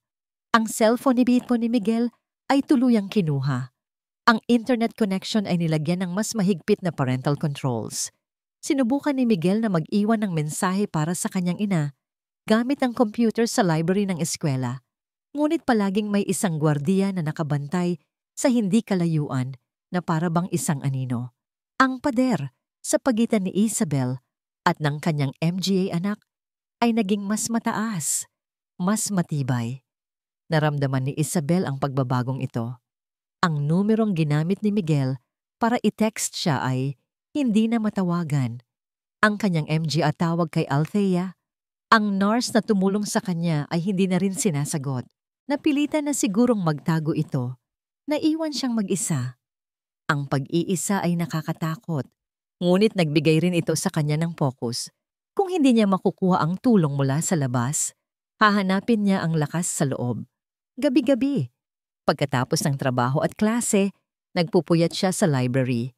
Nag-aaral ng MGA kaso tungkol sa corporate fraud at money laundering. Ginamit niya ang kaalaman niya bilang guro para maging isang masusing estudyante. Bawat batas ay tila isang piraso ng puzzle na unti-unti niyang binubuo. Natuklasan niya na ang pinakamalaking kahinaan ng kanyang biyenan ay ang mismong pinagmumulan ng kapangyarihan nito, ang De Villa Law Firm. Isang gabi, habang naglilinis siya ng MGA mesa sa restaurant, narinig niya ang usapan ng dalawang abogado mula sa kabilang table. "Grabe ang stress ngayon sa De Villa Law. Nag-resign daw bigla yung head accountant nila," sabi ng isa. "Oo nga, narinig ko. May internal audit daw na mangyayari. Tila may malaking nawawalang pondo," sagot naman ng kasama nito. Ang balitang yon ay musika sa pandinig ni Isabel. Ang pagnanakaw ni Doña Victoria ay nagsisimula ng mapansin. Ang MGA bitak sa pader ay nagsisimula ng lumitaw. Ngunit alam ni Isabel na hindi siya pwedeng maghintay sa internal audit. Kailangan niyang kumilos. Habang papalapit ang finals, naging mas desperado si Doña Victoria. Nag-hire ito ng isang private investigator. "Hanapin mo ang babaeng yan." Utos nito. Inilapag ang isang litrato ni Isabel sa mesa. "Gusto kong malaman ang bawat kilos niya, bawat taong kinakausap niya, bawat lugar na pinupuntahan niya. At kapag nahanap mo siya, huwag mo siyang lalapitan. Tawagan mo ako agad." Hindi alam ni Isabel, habang naglalakad siya pauwi mula sa library isang gabi, isang kotse ang mabagal na sumusunod sa kanya mula sa malayo. Sa loob nito, isang lalaking may kamera ang kumukuha ng litrato ng kanyang bawat galaw. Nakuhanan siya nito habang papasok sa kanyang boarding house. Nakuhanan siya nito habang kumakain mag-isa sa karinderya. At isang araw, nakuhanan siya nito habang kausap ang isang matandang babae sa labas ng isang coffee shop. Ang matandang babae ay si Althea, na sa wakas ay naglakas loob na makipagkita sa kanya. "Mag-ingat ka, Isabel," babala ni Althea. "May nagtatanong tungkol sa'yo sa dati nating pinagtatrabahuhan. Mukhang hinahanap ka na nila." "Alam ko, Althea. Salamat sa babala," sagot ni Isabel. Sa di kalayuan, ang tunog ng pag-click ng kamera ay tila isang tiktak ng bomba na malapit nang sumabog. Ang investigator ay nag-zoom in sa mukha ni Althea at pagkatapos ay sa mukha ni Isabel. Mayroon na siyang malinaw na litrato. Mayroon na siyang pangalan ng boarding house. Mayroon na siyang lahat ng kailangan ng kanyang kliyente. Nang gabing iyon, hawak-hawak na ni Doña Victoria ang litrato ni Isabel at Althea kasama ang address ng tinitirhan ni Isabel. Isang ngiti ng demonyo ang gumuhit sa kanyang MGA labi. Sa wakas, bulong niya sa sarili. "Akala mo matatakasan mo ako? Ngayon, tapos na ang laro mo." Sa MGA sumunod na araw, naramdaman ni Isabel ang kakaibang bigat sa hangin. Isang pakiramdam na pinagmamasdan siya. Habang naglalakad siya pauwi mula sa trabaho, napapansin niya ang isang itim na kotse na tila laging nasa di kalayuan. Ngunit nawawala rin ito agad kapag sinusubukan niyang tingnan. Sa gabi, sa kanyang maliit na kwarto, minsan ay may naririnig siyang MGA yabag sa labas ng kanyang pinto na bigla na lang hihinto. Ito na, ang panganib na matagal na niyang inaasahan. Sinubukan niyang mag-ingat. Binago niya ang kanyang ruta pauwi. Hindi na siya nagtagal sa library. Bawat kilos niya ay may kasamang pag-iingat at pag-aalinlangan. Ngunit alam niyang ang kanyang munting pag-iingat ay walang laban sa kapangyarihan at yaman ng Emma de Villa.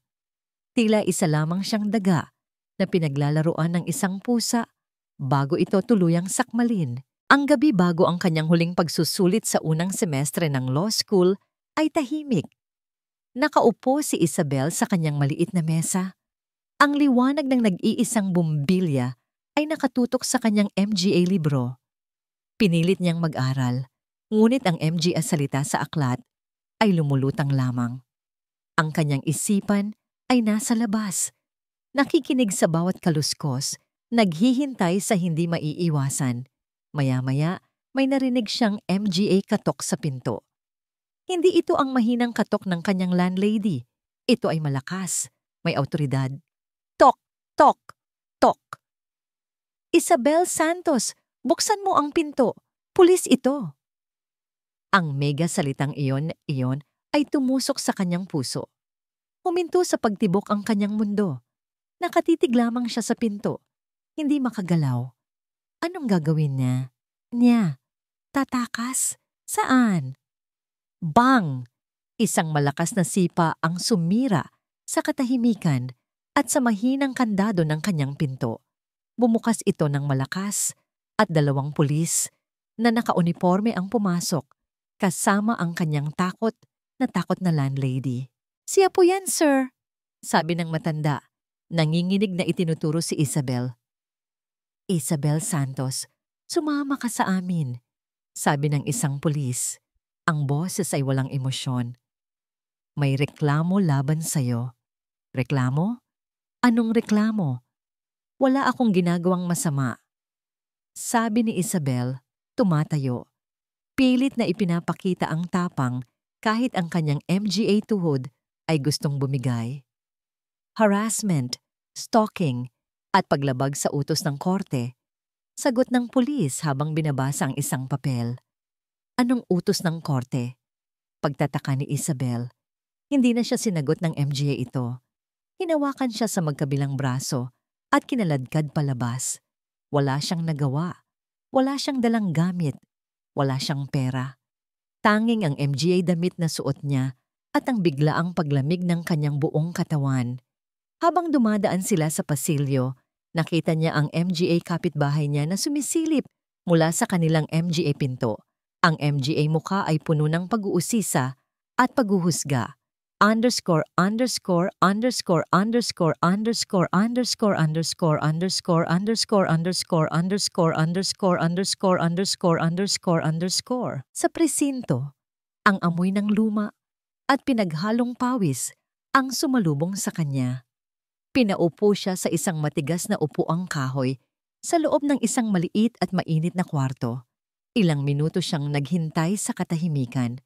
Maya-maya, bumukas ang pinto at pumasok ang isang lalaking nakasuit. Ang abogadong madalas niyang makita sa tabi ni Leoncio. "Good evening, Isabel," sabi nito. Ang ngiti ay puno ng pang-aasar. Umupo ito sa tapat niya at inilatag ang isang folder sa mesa. "Mukhang nasadlak ka sa malaking gulo." "Wala akong kasalanan," mariing sagot ni Isabel. "Ito ay isang malaking kasinungalingan." "Talaga ba?" Tumawa ang abogado. Ayon kay Mrs. Victoria de Villa, ilang linggo mo na silang sinusundan. Nagpapadala ka raw ng MGA mensaheng nagbabanta. At higit sa lahat, lumabag ka sa isang court order. Inilabas nito ang isang dokumento at itinulak sa harap niya. Ito ay isang temporary restraining order na inilabas ng korte 2 linggo na ang nakalipas. Nakasaad dito na bawal kang lumapit sa pamilya de Villa, lalo na sa MGA Bata, sa layong 500 metro. Nakatitig si Isabel sa papel. Naroon ang pangalan niya. Ang pangalan ng MGA anak niya. Totoo ang dokumento. "Paano? Wala akong natanggap na ganito?" sabi niya. Ang kanyang boses ay naguguluhan. "Ipinadala namin ito sa iyong huling address, ang mansyon. Hindi na namin kasalanan kung wala ka roon para tanggapin ito," sagot ng abogado. "At ang paglapit mo sa anak mong si Miguel sa simbahan ng Quiapo, iyon ay malinaw na paglabag sa utos na ito." Isang malamig na kirot ang gumuhit sa puso ni Isabel. Ginamit nila si Miguel. Ginamit nila ang pagmamahalan niya sa kanyang anak para bitagin siya. At tungkol naman sa iyong mental state, pagpapatuloy ng abogado. "Meron kaming kompletong medical records mula sa Center for Psychological Wellness and Recovery. Nakasaad dito na ikaw ay emotionally unstable at may tendency for obsessive behavior. Lahat ng ito ay nagpapatibay sa aming reklamo." Bawat salita ng abogado ay isang pako na ibinabaon sa kanyang kabaong. Ang bawat piraso ng ebidensya nila ay isang perpektong pagkakabuhol ng MGA kasinungalingan na binuo mula sa MGA pira-pirasong katotohanan. Maingat, matalino, at napakawalang hiya. "Ito ay gawa-gawa ninyo lang," sigaw ni Isabel. Ang kanyang boses ay puno ng galit at frustrasyon. "Patunayan mo," simpleng sagot ng abogado, muling ngumiti. Sa sandaling iyon, napagtanto ni Isabel ang lalim ng kanilang plano.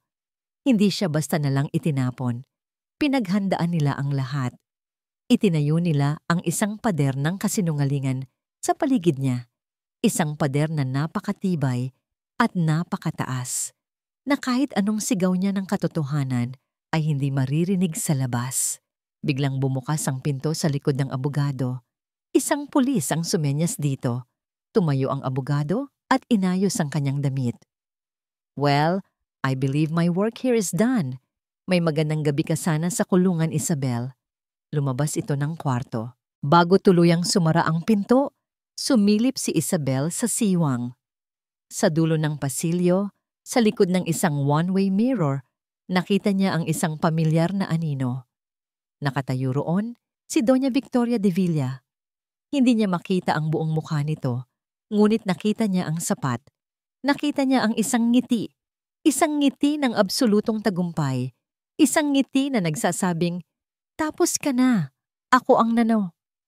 At sa tabi nito, nakayuko at hindi makatingin, ay ang anino ng kanyang asawa, si Leoncio. Isinara ang pinto. Naiwan si Isabel sa loob ng kwarto, napapaligiran ng 4 na pader na tila unti-unting lumiliit. Sinisiksik siya. Inaalis ang lahat ng hangin, ang lahat ng pag-asa. Dinala siya sa isang selda. Madilim, mabaho, Puno ng ibang MGA babae na tinitingnan siya na parang isang bagong laruan. Nang isara ng pulis ang rehas na bakal, ang tunog na yon ay mas malakas PA kaysa sa tunog ng gate ng mental hospital. Dahil sa pagkakataong ito, alam niya na hindi lang ang kanyang katawan ang nakakulong. Ikinulong din nila ang kanyang pangalan, ang kanyang reputasyon, at higit sa lahat, ang kanyang karapatan na maging isang ina.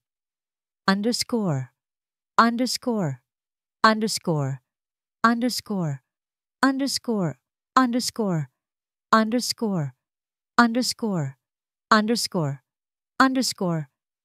underscore, underscore, underscore, underscore, underscore, underscore. Ang 2 gabing ginugol ni Isabel sa loob ng kulungan ay mas masahol PA kaysa sa MGA linggo niya sa mental hospital.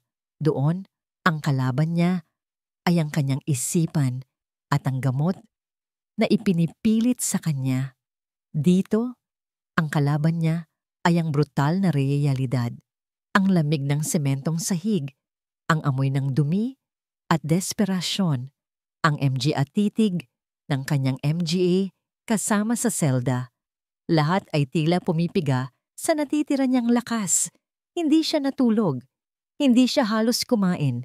Nakaupo lamang siya sa isang sulok, nakayakap sa kanyang MGA tuhod habang ang MGA salita ng abogado ng MGA de Villa ay paulit-ulit na tumatakbo sa kanyang isipan.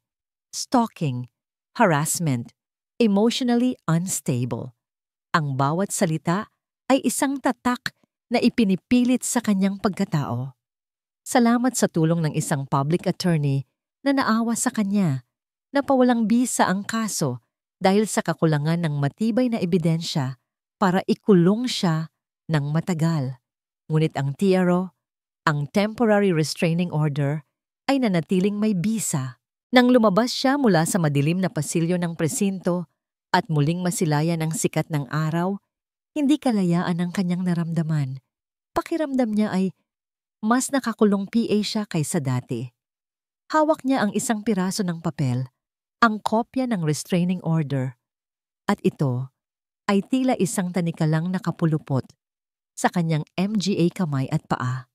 Ang unang suntok ng realidad ay sumalubong sa kanya pagbalik niya sa kanyang boarding house. Pasensya ka na, Isabel, sabi ng kanyang landlady. Ang MGA mata nito ay hindi makatingin ng diretso sa kanya. Ang MGA gamit niya, ang iilang damit, ang MGA libro, at ang baul ng kanyang ama ay nakalagay na sa 2 malaking garbage bag sa labas ng pinto. Hindi ko pwedeng patirahin ang isang taong may record sa pulis. Negosyo lang ito, iha. Sana maintindihan mo.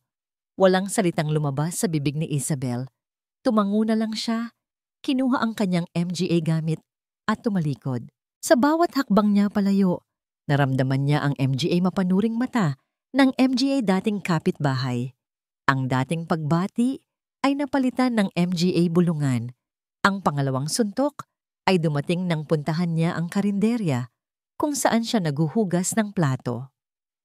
Sorry, Isabel, sabi ng may-ari, sabay abot sa kanya ng kaunting pera. Nabalitaan ko ang nangyari. Ayoko ng gulo dito. Hanap ka na lang ng ibang trabaho. Maging ang restaurant sa Makati, kung saan siya nagsisilbi, ay pareho lang ang sinabi. Ang balita ay kumalat na parang apoy. Ang pangalan niya ay nadungisan na. Wala siyang tirahan, wala siyang trabaho, wala siyang pera. Naglakad siya nang walang patutunguhan, pasan-pasan ang kanyang MGA gamit. Ang bigat ng MGA garbage bag ay walang-wala kumpara sa bigat na nararamdaman niya sa kanyang dibdib. Ang bawat gusali sa Makati, na dati simbolo ng kanyang pangarap, ay tila MGA dambuhalang halimaw na humuhusga sa kanya. Dinala siya ng kanyang MGA paa sa lugar na sabay na nagbibigay sa kanya ng saya at sakit. Ang labas ng eskwelahan ng kanyang MGA anak. Nagtago siya sa likod ng isang malaking puno sa kabilang kalsada, sa layong alam niyang hindi lalabag sa 500 metrong utos ng korte. Mula roon, pinanood niya ang MGA batang masayang naglalabasan, sinasalubong ng kanilang MGA magulang, mga yakap, mga ngiti. Maya-maya, lumabas ang isang itim, marangyang van. Ang van ng Emega de Villa. Bumukas ang pinto. Unang lumabas si Sofia, ang kanyang buhok ay nakatirintas ng perpekto. Sumunod si Lucas na may bitbit na bola. At sa huli, si Miguel, na seryoso ang mukha. Ang MJ mata ay palaging nagmamasid sa paligid. Isang hindi mapigilang hikbi ang kumawala kay Isabel. Ang kanyang MJ anak. Ang kanyang buhay. Napakalapit nila. Ngunit parang nasa kabilang dulo na sila ng mundo.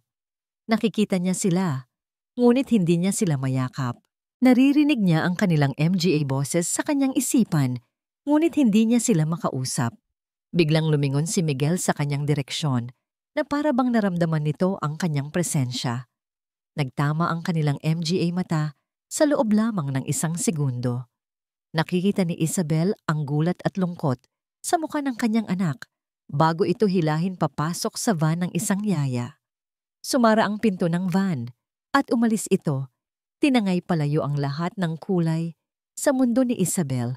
Naiwan siyang nakatayo roon, tila isang estatwa, habang ang luntiang MGA, dahon ng puno sa itaas niya, ay nagsimulang malabo dahil sa MGA luhang namumuo sa kanyang MGA mata. Lahat ay nawala. Ang kanyang MGA anak, ang kanyang tahanan, ang kanyang trabaho, ang kanyang pangalan, ang kanyang dignidad. Pinaghirapan niya, nagtiis siya, nag-aral siya, lumaban siya. Pero para saan? Sa huli, isang piraso lang pala ng papel at isang salita mula sa isang makapangyarihang tao ang kailangan para durugin ang lahat. Ang langit na kanina'y maaraw ay biglang nagdilim. Nagsimulang pumatak ang ambon na unti-unting lumakas at naging isang malakas na ulan. Ngunit hindi gumalaw si Isabel. Hinayaan niyang basain siya ng ulan na para bang sinusubukan nitong hugasan ang sakit, ngunit ang sakit ay nasa loob. Sa wakas, nang manlabo na ang kanyang MGA tuhod, naglakad siya papunta sa isang parke. Umupo siya sa isang basang bench, inilapag sa tabi niya ang kanyang MGA gamit. Doon, sa ilalim ng malakas na buhos ng ulan, sa gitna ng walang taong parke, humagulgol siya. Isang hagulgol na puno ng lahat ng sakit na kanyang kinimkim. Isang sigaw ng isang inang inagawan ng MGA anak. Isang iyak ng isang taong dinala sa pinakadulo ng kanyang katatagan. Suko na ako. Bulong niya sa hangin. Tama na. Hindi ko na kaya. Naramdaman niya ang ganap na pagkatalo. Tama si Doña Victoria. Panalo na ito. Wala na siyang pag-asa. Wala na siyang lakas. Habang nakayuko siya, umiiyak, isang malakas na hangin ang umihip. Ang isa sa MGA garbage bag sa tabi niya ay bahagyang nabuksan at ang ilan sa MGA lumang dokumento ng kanyang ama ay nilipad ng hangin. Hindi. Nagmamadali niyang pinulot ang MJ nagkalat na papel. Basang-basa na ang MGA ito. Ang huling alaala ng kanyang ama. Ayaw niyang mawala PA ito. Habang pinupulot niya ang huling piraso ng papel, isang Manila folder na basa na, napansin niya ang isang sulat kamay sa likod nito na hindi niya napansin noon. Ang tinta ay bahagyang kumalat na dahil sa ulan, ngunit nababasa PA rin. Isang maikling tala na isinulat ng kanyang ama para sa sarili nito. Ang katotohanan ay nasa simula. Tinitigan niya ang MGA salitang iyon. Ang katotohanan ay nasa simula. Ano ang ibig sabihin nito? Ang simula ng ano? Ng kaso? Ng investigasyon? Paulit-ulit na umikot ang MGA salita sa kanyang isipan na tila isang huling sinag ng liwanag sa gitna ng kadiliman. Ang ulan ay unti-unti nang tumitila, ngunit si Isabel ay nakatitig PA rin sa basang papel sa kanyang MGA kamay. Ang kumakalat na tinta ay hindi mabura ang kahulugan ng MGA salita. Ang katotohanan ay nasa simula. Simula. Simula ng ano? Ang isipan niyang kanina'y puno ng lito at pagod ay biglang nagkaroon ng isang maliit na siwang ng liwanag. Ang simula ng kanyang kasal kay Leoncio? Hindi. Ang simula ng pagtataksil nito? Hindi rin.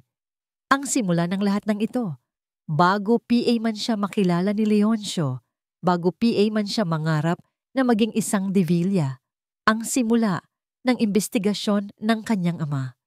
Isang alaala ang biglang bumalik sa kanya. Ang kanyang ama, nakaupo sa luma nitong mesa, may hawak na isang maliit, itim na notebook. Dito nagsisimula ang lahat, anak, sabi nito sa kanya noon. Sa unang pahina, sa unang pangalan, sa unang tanong. Tumayo si Isabel. Ang panginginig ng kanyang MGA tuhod ay nawala. Ang bigat sa kanyang dibdib ay napalitan ng isang biglaang pag-asa. Hindi PA tapos ang laban. Ang kanyang ama ay nag-iwan sa kanya ng isang huling mensahe, isang huling gabay. Ngunit paano siya makakabalik sa probinsya? Wala siyang pera. Tumingin siya sa kanyang MGA daliri. Sa kanyang kanang kamay, naroon PA rin ang isang manipis na gintong singsing. Hindi ito ang kanyang wedding ring na matagal na niyang inalis. Ito ay isang simpleng singsing na may maliit na bulaklak. Ang unang regalong ibinigay sa kanya ni Leoncio noong sila'y magkasintahan PA lamang. Ang simbolo ng isang pag-ibig na akala niya'y totoo. Walang pag-aalinlangan, hinubad niya ito. Ang pagbebenta nito sa isang sanglaan ay masakit, ngunit kailangan. Habang tinatanggap niya ang ilang pirasong papel na pera, pakiramdam niya ay hindi lang isang singsing ang kanyang isinuko, kundi ang huling piraso ng kahinaan na kumakapit PA sa kanya. Ang biyahe sa bus pabalik sa San Mateo ay isang paglalakbay sa nakaraan. Ang MJ pamilyar na tanawin, ang MJ bukid, ang MJ lumang bahay, ay tila bumubulong sa kanya. Nagpapaalala kung sino siya bago ang lahat ng gulo. Siya si Isabel Santos, anak ng isang matapang na mamamahayag. Pagdating sa bahay ng kanyang tita Lorna, diretso siya sa bodega. Hinanap niya ang baul ng kanyang ama. Sa halip na halongkatin ang MGA folder, hinanap niya ang pinakaluma, pinakagamit na itim na notebook. Naroon ito. Sa ilalim ng lahat, ang pabalat nito ay halos natatanggal na. Dahan-dahan niyang binuklat ang bawat pahina. Ang MGA sulat kamay ng kanyang ama. Emaga pangalan. Emaga petsa, ang simula ng lahat. Nang marating niya ang gitna, may naramdaman siyang matigas sa pagitan ng MGA pahina at ng mismong spine ng notebook. Maingat niyang sinira ang tahi. At sa loob, nakatago sa isang maliit na hiwa sa karton, ay isang bagay na kumikinang, isang maliit, luma, at tansong susi. Kasama nito ay isang maliit na piraso ng papel na nakatupi. Ang nakasulat, San Mateo Rural Bank, Box 73. Ang puso ni Isabel ay dumagundong. Kinabukasan, dala ang susi at ang kanyang pagkatao. Pumasok siya sa maliit na bangko sa sentro ng kanilang bayan. Ang lugar ay luma na, ngunit malinis. Ang teller na nakausap niya ay isang matandang babae na matagal nang naninilbihan doon. Magandang umaga, ma'am. Bati ni Isabel. Gusto ko po sanang i-access ang isang safety deposit box. Pangalan po at box number? Nasa pangalan po ng tatay ko, si Ricardo Santos, box number 73. Tumingin ang matandang teller sa kanya at isang bahid ng pagkilala ang sumilay sa MGA mata nito. Santos, ikaw ba ang anak ni Rick? Diyos ko, dalaga ka na. Naalala ko ang tatay mo. Lagi siyang nandito dati. Napakabuting tao. Isang mainit na pakiramdam ang dumaloy kay Isabel. Dito sa kanyang bayan, hindi PA na dudungisan ang kanyang pangalan. Giniya siya ng teller sa isang vault sa likod. Ang mabigat na bakal na pinto ay bumukas. Nagpakita ng daan-daang maliliit na metal na pinto. Hinanap nila ang numerong 73. Ibinigay sa kanya ng teller ang kahon. Maiwan na muna kita, iha. Naiwan si Isabel sa loob ng maliit at pribadong kwarto. Sa harap niya ay isang metal na kahon, hindi kalakihan, Ngunit pakiramdam niya ay hawak niya ang buong mundo. Nanginginig ang kanyang MGA kamay habang ipinapasok niya ang susi. Click. Dahan-dahan niyang itinaas ang takip. Ang nasa loob ay hindi ginto o pera. Ito ay mas mahalaga, PA. Isang makapal na sobrang puno ng MGA orihinal na dokumento. Ang MGA tunay na titulo ng lupa na ninakaw. MGA sinumpa ang salaysay ng MGA magsasaka na may pirma at tatak ng abogado. At ang pinakamahalaga sa lahat, ang MGA orihinal na negatibo ng MGA litrato. Kasama na ang litrato ni Don Alejandro de Villa at Ricardo Fuerte. Ito ang ebidensyang hindi kayang itanggi o sabihing peke. At sa ilalim ng lahat, may isang sobrang para sa kanya. Ang nakasulat sa labas, gamit ang pamilyar na sulat kamay ng kanyang ama, ay para sa aking pinakamamahal na si Isabel. Binuksan niya ito. Sa loob ay isang liham. Anak kong Isabel, kung binabasa mo ito, dalawa lang ang ibig sabihin niyan. Una, wala na ako sa mundong ito. At pangalawa, ang anino na pilit kong tinakasan ay natagpuan ka na. At para sa dalawang bagay na yan, humihingi ako ng tawad. Itinigil ko ang imbestigasyon, hindi dahil sa takot para sa sarili ko, kundi dahil sa takot para sa'yo. Nakatanggap ako ng MGA banta. Sinabi nilang kung hindi ako titigil, idadamay ka nila. At hindi ko yon kakayanin. Ikaw ang buhay ko, anak. Mas pinili kong manahimik para lang maprotektahan ka. Ngunit alam kong mali ako. Ang kasamaan, kapag hindi nilabanan, ay lalong lumalakas. Ang MGA dokumentong hawak mo ngayon ang dapat sanang magiging panapos sa kanila. Ito ang katotohanan. Ngunit mas pinili ko ang pagmamahal ko sa'yo kaysa sa katotohanan iyon. Ngayon, kung paano man, ang laban na ito ay napunta sa iyong MGA kamay. Hindi ko ito ipinapasa sa iyo bilang isang pabigat, Isabel, kundi bilang isang pamana. Dahil alam kong nasa iyo ang puso ko, isang pusong tumitibok para sa tama at para sa katotohanan. Huwag kang matakot.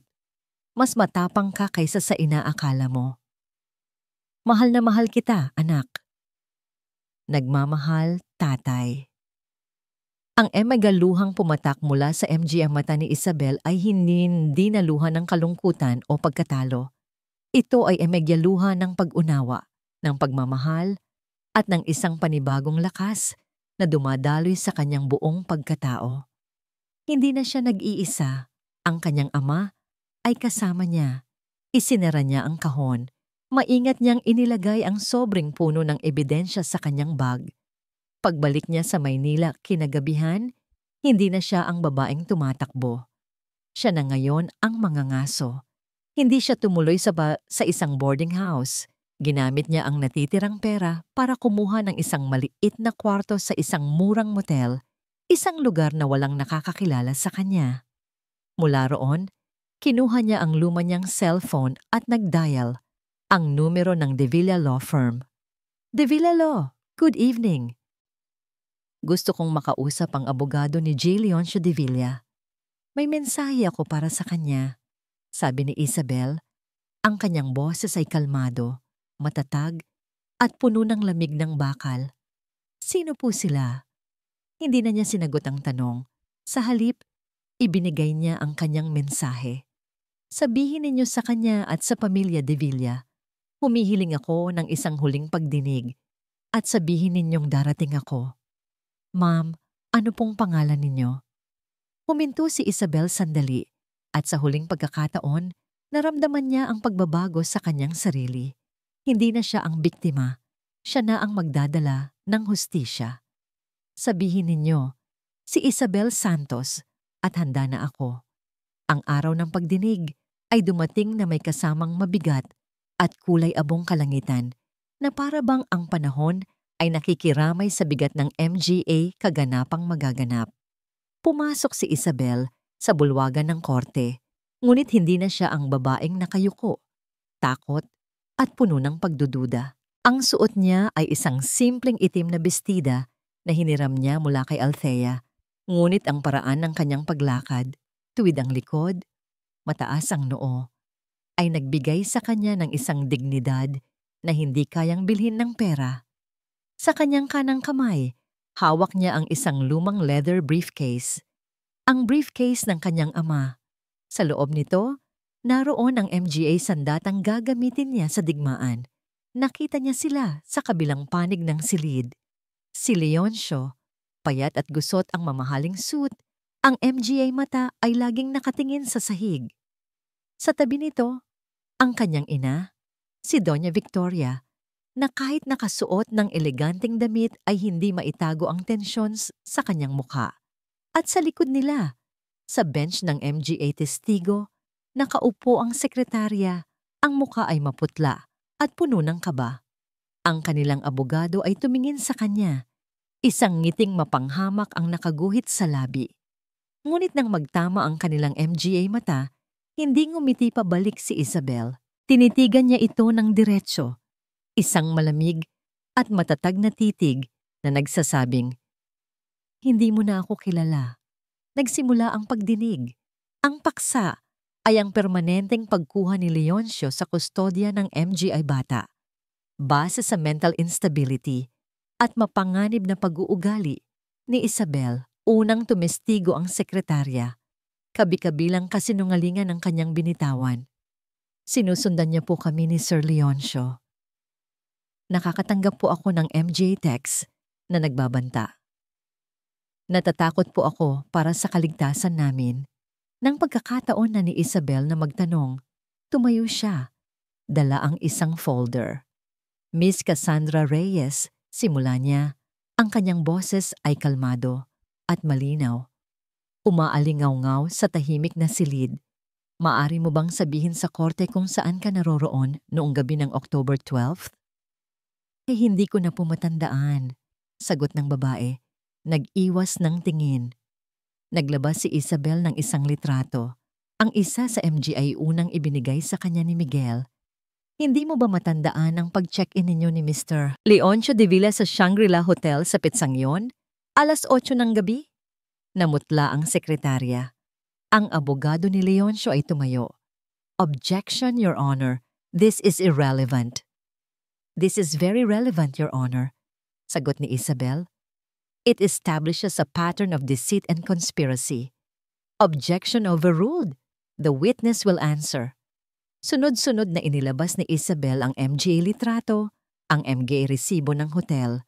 Bawat isa ay isang pako sa kabaong ng kredibilidad ng sekretarya. Sa huli, umiiyak na itong umamin na inutusan lamang siya ni Doña Victoria na magsinungaling, kapalit ng malaking halaga. Sunod na tinawag si Leoncio. Tumingin si Isabel sa lalaking minsan niyang minahal ng buong puso. Ngayon, ang nakikita niya ay isang duwag na anino. "Leoncio," sabi niya, ang kanyang boses ay walang galit, tanging isang bakas ng awa. "Totoo bang naniniwala kang may sakit ako sa pag-iisip?" Hindi makatingin si Leoncio. My mother, I was advised. Ang tanong ko ay, simple, oo o hindi. Sa iyong puso, Leoncio, naniniwala ka bang kaya kong saktan ang sarili nating MGA anak? Isang mahabang katahimikan. Lahat ay naghihintay. Tumingin si Leoncio sa kanyang ina, na matalimang tingin pabalik, isang tinging nag-uutos. Hindi! Sa wakas ay bulong ni Leoncio. Hindi ko pinaniniwalaan yon. Isang kolektibong singhap ang naririnig sa korte. Iyon ang unang bitak sa pader ng Emalle de Villa. At sa huli, tinawag ni Isabel ang kanyang huling testigo. I call to the stand, Doña Victoria de Villa. Mayabang na tumayo ang matanda at umupo sa witness stand, tila isang reyna sa kanyang trono. Mrs. de Villa, simula ni Isabel, itinatanggi ninyo ba na kayo ang nag-utos kay Miss Reyes na magsinungaling? Of course, I deny it. That girl is a liar. Itinatanggi ninyo rin ba na naglabas kayo ng milyon-milyong piso mula sa kumpanya ng inyong anak sa loob ng nakaraang taon? Ang mukha ng matanda ay bahagyang nagbago. Those were legitimate business expenses. Talaga ba? Dito na binuksan ni Isabel ang briefcase ng kanyang ama. Inilabas niya ang MJ bank statement na ibinigay ni Miguel. Kung gayon, maaari niyo bang ipaliwanag ang MGA withdrawals na ito? Walang resibo, walang katumbas na proyekto. Saan napunta ang pera, Mrs. De Villa? Objection. This is a family matter, not for this custody case. Sigaw ng abogado. Your Honor, mariing sabi ni Isabel, ipapakita ko ngayon kung paano ang lahat ng ito. Ang pera, ang MGA kasinungalingan, ang aking pagkakakulong sa mental hospital ay konektado sa iisang ugat, ang pagtatago ng isang mas malaking krimen. Proceed, Miss Santos, but be careful. Lumapit si Isabel sa witness stand, dala ang 2 litrato, ang luma at ang bago. Inilapag niya ito sa harap ni Doña Victoria. Kilala niyo ba ang lalaking ito? Tanong niya. Itinuturo ang lalaking may peklat. Ang kulay sa mukha ni Doña Victoria ay biglang nawala. Tila nakakita ito ng multo. Hindi ito makapagsalita. Para sa kapakanan ng korte, pagpapatuloy ni Isabel, ang lalaking ito ay si Ricardo Fuerte, kilala rin bilang El Diablo. Isang kilabot na kriminal na sangkot sa kaso ng land grabbing sa Hacienda de la Torre. 30 taon na ang nakalilipas. Isang kaso kung saan ang isa sa MGA pangunahing benepisyaryo ay ang yumaong si Don Alejandro De Villa, ang inyong asawa. Isang bulungan ang kumalat sa buong silid. At ang parehong lalaki, sabi ni Isabel, ang kanyang boses ay tumataas. Bawat salita ay isang dagok. Ay ang lalaking kinakatagpo ninyo sa MGA coffee shop. Ang lalaking binabayaran ninyo gamit ang perang ninanakaw ninyo mula sa sarili ninyong anak. Hindi ba totoo, Mrs. De Villa, na binablackmail niya kayo? Na ang perang yon ay pambayad sa kanyang katahimikan? Hindi totoo yan, kasinungalingan. Sigaw ni Doña Victoria, ang kanyang pagkakalma ay tuluyan nang nawala. Kasinungalingan ba? Inilabas ni Isabel mula sa briefcase ang huling alas niya, ang makapal na sobre mula sa bangko, ang MGA orihinal na dokumento, ang MGA negatibo, ang MGA testimonya. Narito sa aking kamay ang orihinal na MGA file ng investigasyon ng aking ama, si Ricardo Santos, isang mamamahayag na pinatahimik ninyo noon. Narito ang lahat ng ebidensya na mag-uugnay sa inyong pamilya sa krimen sa Hacienda de la Torre. Inilapag ni Isabel ang MGA dokumento sa mesa ng hukom. Ang bigat ng bawat papel ay tila yumanig sa buong silid. Kaya ninyo ako ipinakulong sa mental hospital, sabi ni Isabel. Ngayon ay nakatingin na ng diretso sa MGA mata ng kanyang biyanan. Hindi dahil sa galit ninyo sa akin bilang manugang, kundi dahil sa takot ninyo. Takot na baka matuklasan ko ang baho ng inyong nakaraan.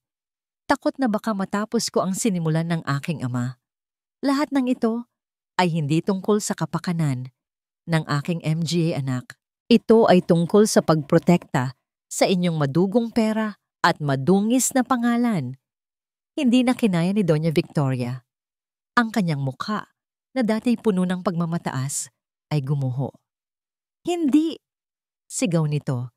Isang sigaw na hindi na ng isang reyna, kundi ng isang taong nasukol na. Wala kang alam. Ginawa ko ang lahat para protektahan ang pamilya ko. Ang pangalan namin. Ang kanyang pag-amin, kahit hindi direkta, ay sapat na. Natahimik ang buong korte. Ang tanging maririnig ay ang paghikbi ni Doña Victoria at ang mabilis na pagtibok ng puso ng lahat ng naroroon. Umupo si Isabel. Tapos na ang kanyang laban. Ibinigay na niya ang lahat. Tumingin ang hukom sa MGA ebidensya. Tumingin ito kay Isabel, kay Leoncio, at sa gumuguhong mundo ni Doña Victoria. Itinaas nito ang kanyang martilyo. Ang buong silid ay naghintay. Ang buong buhay ni Isabel ay nakasalalay sa tunog na yon. Tok! Ang tunog ng martilyo ng hukom ay tila isang kulog na yumanig sa buong korte. Ngunit kasunod nito ay hindi dilim, kundi liwanag. After careful consideration of all evidence presented, nagsimulang magsalita ang hukom. Ang kanyang boses ay matatag at malinaw. This court finds the allegations of mental instability against Miss Isabel Santos to be baseless and malicious. The temporary restraining order is hereby lifted. Full and sole custody of the minor children, Miguel, Sofia, Lucas, and Lira de Villa, is granted to their mother, Miss Isabel Santos. Hindi agad na proseso ni Isabel ang MGA salita. Kustodiya, sa kanya, lahat sila. Furthermore, pagpapatuloy ng hukom, ang MGA mata ay nakatuon ngayon sa pamilya de Villa. This court recommends a full investigation into the matters of corporate fraud and the unresolved case of Hacienda de la Torre based on the evidence submitted. Let the record show the immense courage and integrity of Miss Santos in her pursuit of justice. Nang may sandaling iyon, ang bigat na matagal ng pasan ni Isabel ay biglang nawala. Napuno ng hangin ang kanyang MGA baga. Ang MGA luhang nagsimulang dumaloy sa kanyang MGA pisngi ay hindi na luha ng sakit, kundi luha ng tagumpay. Sa kabilang panig, ang mundo ng MJ de Villa ay gumuho. Si Doña Victoria ay napahagulgol na lamang. Ang kanyang anyo bilang isang makapangyarihang matriarch ay tuluyan ng nabasag. Si Leoncio naman ay nakayuko lamang. Tila isang gusaling gumuho ang pundasyon. Tinatanggap ang bigat ng kanyang kaduwagan. Nang matapos ang sesyon, nagkagulo ang MGA tao. Ngunit isang boses ang narinig ni Isabel na tumatawag sa kanya. Isang boses na mas malakas PA sa lahat. Inay! Lumingon siya. Tumatakbo palapit sa kanya si Miguel, kasunod si Sofia at Lucas. Sa likod, karga ng isang court aide ang maliit na si Lira. Yumuko si Isabel, ibinuka ang kanyang MGA braso at sinalubong ang pagdating ng kanyang MGA anak. Ang init ng kanilang MGA yakap, ang pumuno sa lahat ng pagkukulang sa kanyang puso. Tapos na, inay? Tanong ni Miguel, ang muka ay basang-basa ng luha. Oo, anak, sagot ni Isabel. Hinahalikan ang bawat isa sa kanila. Tapos na, uuwi na tayo. Hinawakan niya ang kamay ni Miguel sa isang tabi, ang kamay ni Sofia sa kabila, habang si Lucas ay nakayakap sa kanyang baywang. Kinuha niya si Lira at niyakap ng mahigpit. Habang naglalakad sila palabas ng korte, magkakasama, dumaan sila sa tabi ni Leoncio. Isabel, tawag nito. Ang boses ay puno ng pagsisisi. Huminto si Isabel, ngunit hindi siya tumingin dito. Sana balang araw, sabi niya, sapat lang para marinig nito. Matutunan mong maging isang tunay na ama sa kanila, hindi lamang isang anino ng iyong ina, at sana mapatawad mo ang sarili mo. At nagpatuloy na sila sa paglakad, iniwan ang gumuho nilang nakaraan sa likod. Underscore, underscore, underscore, underscore, underscore, underscore, underscore, underscore, underscore, underscore, underscore, underscore, underscore, underscore, underscore, underscore. 6 na buwan ang lumipas. Ang balita tungkol sa pag-aresto kay Doña Victoria de Villa at muling pagbubukas ng kaso ng Hacienda de la Torre ay naging laman ng MJ pahayagan. Ang De Villa Law Firm ay bumagsak. Ang pangalan na minsan ay simbolo ng kapangyarihan ay naging simbolo ng kahihiyan. Ngunit malayo sa gulo ng Maynila, sa tahimik na bayan ng San Mateo, isang bagong buhay ang nagsimula para kay Isabel at sa kanyang MGA anak. Hindi sila bumalik sa mansyon. Sa halip, bumalik sila sa lumang bahay ng MJ magulang ni Isabel. Maliit ito at simple, ngunit puno ng init at pagmamahal. Mismong si Isabel ang nagkumpuni nito, tinulungan ng kanyang MGA anak. Nagpinta sila ng MGA pader, nagtanim sa hardin, at pinuno ang bawat sulok ng tawanan. Sa isang maaraw na hapon, nakatayo si Isabel sa harap ng isang entablado. Suot ang isang itim na toga. Sa kanyang pag-akyat para kunin ang kanyang diploma bilang isang ganap na abogado, isang maliit na grupo sa audience ang pinakamasigabong pumalakpak. ang kanyang 4 na anak. That's my inay. Sigaw ni Lucas. Iwinawagayway ang isang maliit na bandila na may nakasulat na World's Best Mom and Lawyer. Napangiti si Isabel. Ang puso niya ay puno ng galak. Ang lahat ng paghihirap, bawat gabing walang tulog, ay nagbunga. Ngunit ang kanyang tagumpay ay hindi niya sinolo. Sa halip na tanggapin ang MGA alok mula sa malalaking law firm sa Maynila, ginawa ni Isabel ang isang bagay na hindi inaasahan ng lahat. Sa harap ng kanilang lumang bahay, nagtayo siya ng isang maliit na karatula. Santos Legal Aid Clinic, Pro Bono Services for Women and Children. Ginamit niya ang kanyang kaalaman sa batas, hindi para magpayaman, kundi para tumulong. Para maging boses ng MJ taong pinatahimik ng takot at kawalan ng pag-asa. Isang hapon, habang nag-aayos siya ng MJ papel sa kanyang maliit na opisina, pumasok ang kanyang MJ anak, dala ang merienda. Inay, may sulat po para sa inyo, sabi ni Sofia. Inaabot ang isang sobre. Binuksan ito ni Isabel. Galing ito sa isang babaeng tinulungan niya noong isang linggo. Isang inang binubugbog ng asawa. Attorney Santos, basa niya sa sulat. Maraming salamat po. Dahil sa inyo, nagkaroon ako ng lakas ng loob na umalis. Dahil sa inyo, naniwala akong may pag-asa, PA pala. Kayo po ang aming inspirasyon. Tumingin si Isabel sa labas ng bintana. Ang papalubog na araw ay nagbibigay ng isang ginintuang kulay sa buong paligid. Ang kanyang MJ anak ay masayang naglalaro sa hardin. Ang hangin ay payapa. Niyakap niya ang sulat sa kanyang dibdib. Ang kanyang paglalakbay ay nagsimula sa kadiliman. Isang inang itinakwil, isang babaeng winasak. Ngunit sa paghahanap niya ng hustisya para sa sarili, natagpuan niya ang isang mas malaking layunin.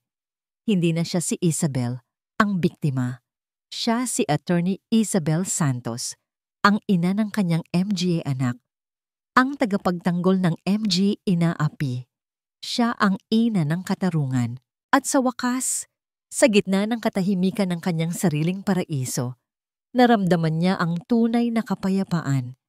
Underscore, underscore, underscore, underscore, underscore, underscore, underscore, underscore, underscore, underscore, underscore, underscore, underscore, underscore, underscore, underscore. At dito nagtatapos ang kwento ni Isabel, ang inang minsay itinakwil, na sa huli ay kinilala bilang ina ng katarungan. Maraming salamat sa inyong walang sawang pagsubaybay sa bawat kabanata ng kanyang paglalakbay. Mula sa pinakamadilim na gabi ng kanyang buhay hanggang sa pinakamaliwanag na umaga ng kanyang tagumpay, naramdaman ko ang inyong pag-antabay. Habang isinusulat ko ang bawat salita, kasama ninyo akong umiyak sa kanyang MGA kabiguan, nagalit sa MGA kasinungaling ang kanyang hinarap, at nagdiwang sa kanyang muling pagbangon. Ang kwento ni Isabel ay hindi lamang isang kwento ng paghihiganti. Ito ay isang paalala na ang tunay na lakas ay hindi nasusukat sa kung paano tayo bumagsak, kundi sa kung paano tayo paulit-ulit na bumabangon. Naway mag-iwan ito sa ating MGA puso ng isang aral na sa bawat isa sa atin ay may isang Isabel na handang lumaban, na ang pag-ibig ng isang ina ay isang sandatang walang katapat. At ang katotohanan, gaano man katagal itong ibaon, ay palaging hahanap ng paraan upang sumikat. Hanggang sa muli nating pagkikita sa susunod na kwento. Ito ang inyong lingkod na umaasang napukaw namin ang inyong MGA damdamin. Ano ang pinakapaborito ninyong bahagi sa kwento? Mangyaring iwan ang inyong MGA komento sa ibaba. Gusto naming marinig ang inyong MGA sa loobin. Nagmamahal, pusong muling umiibig.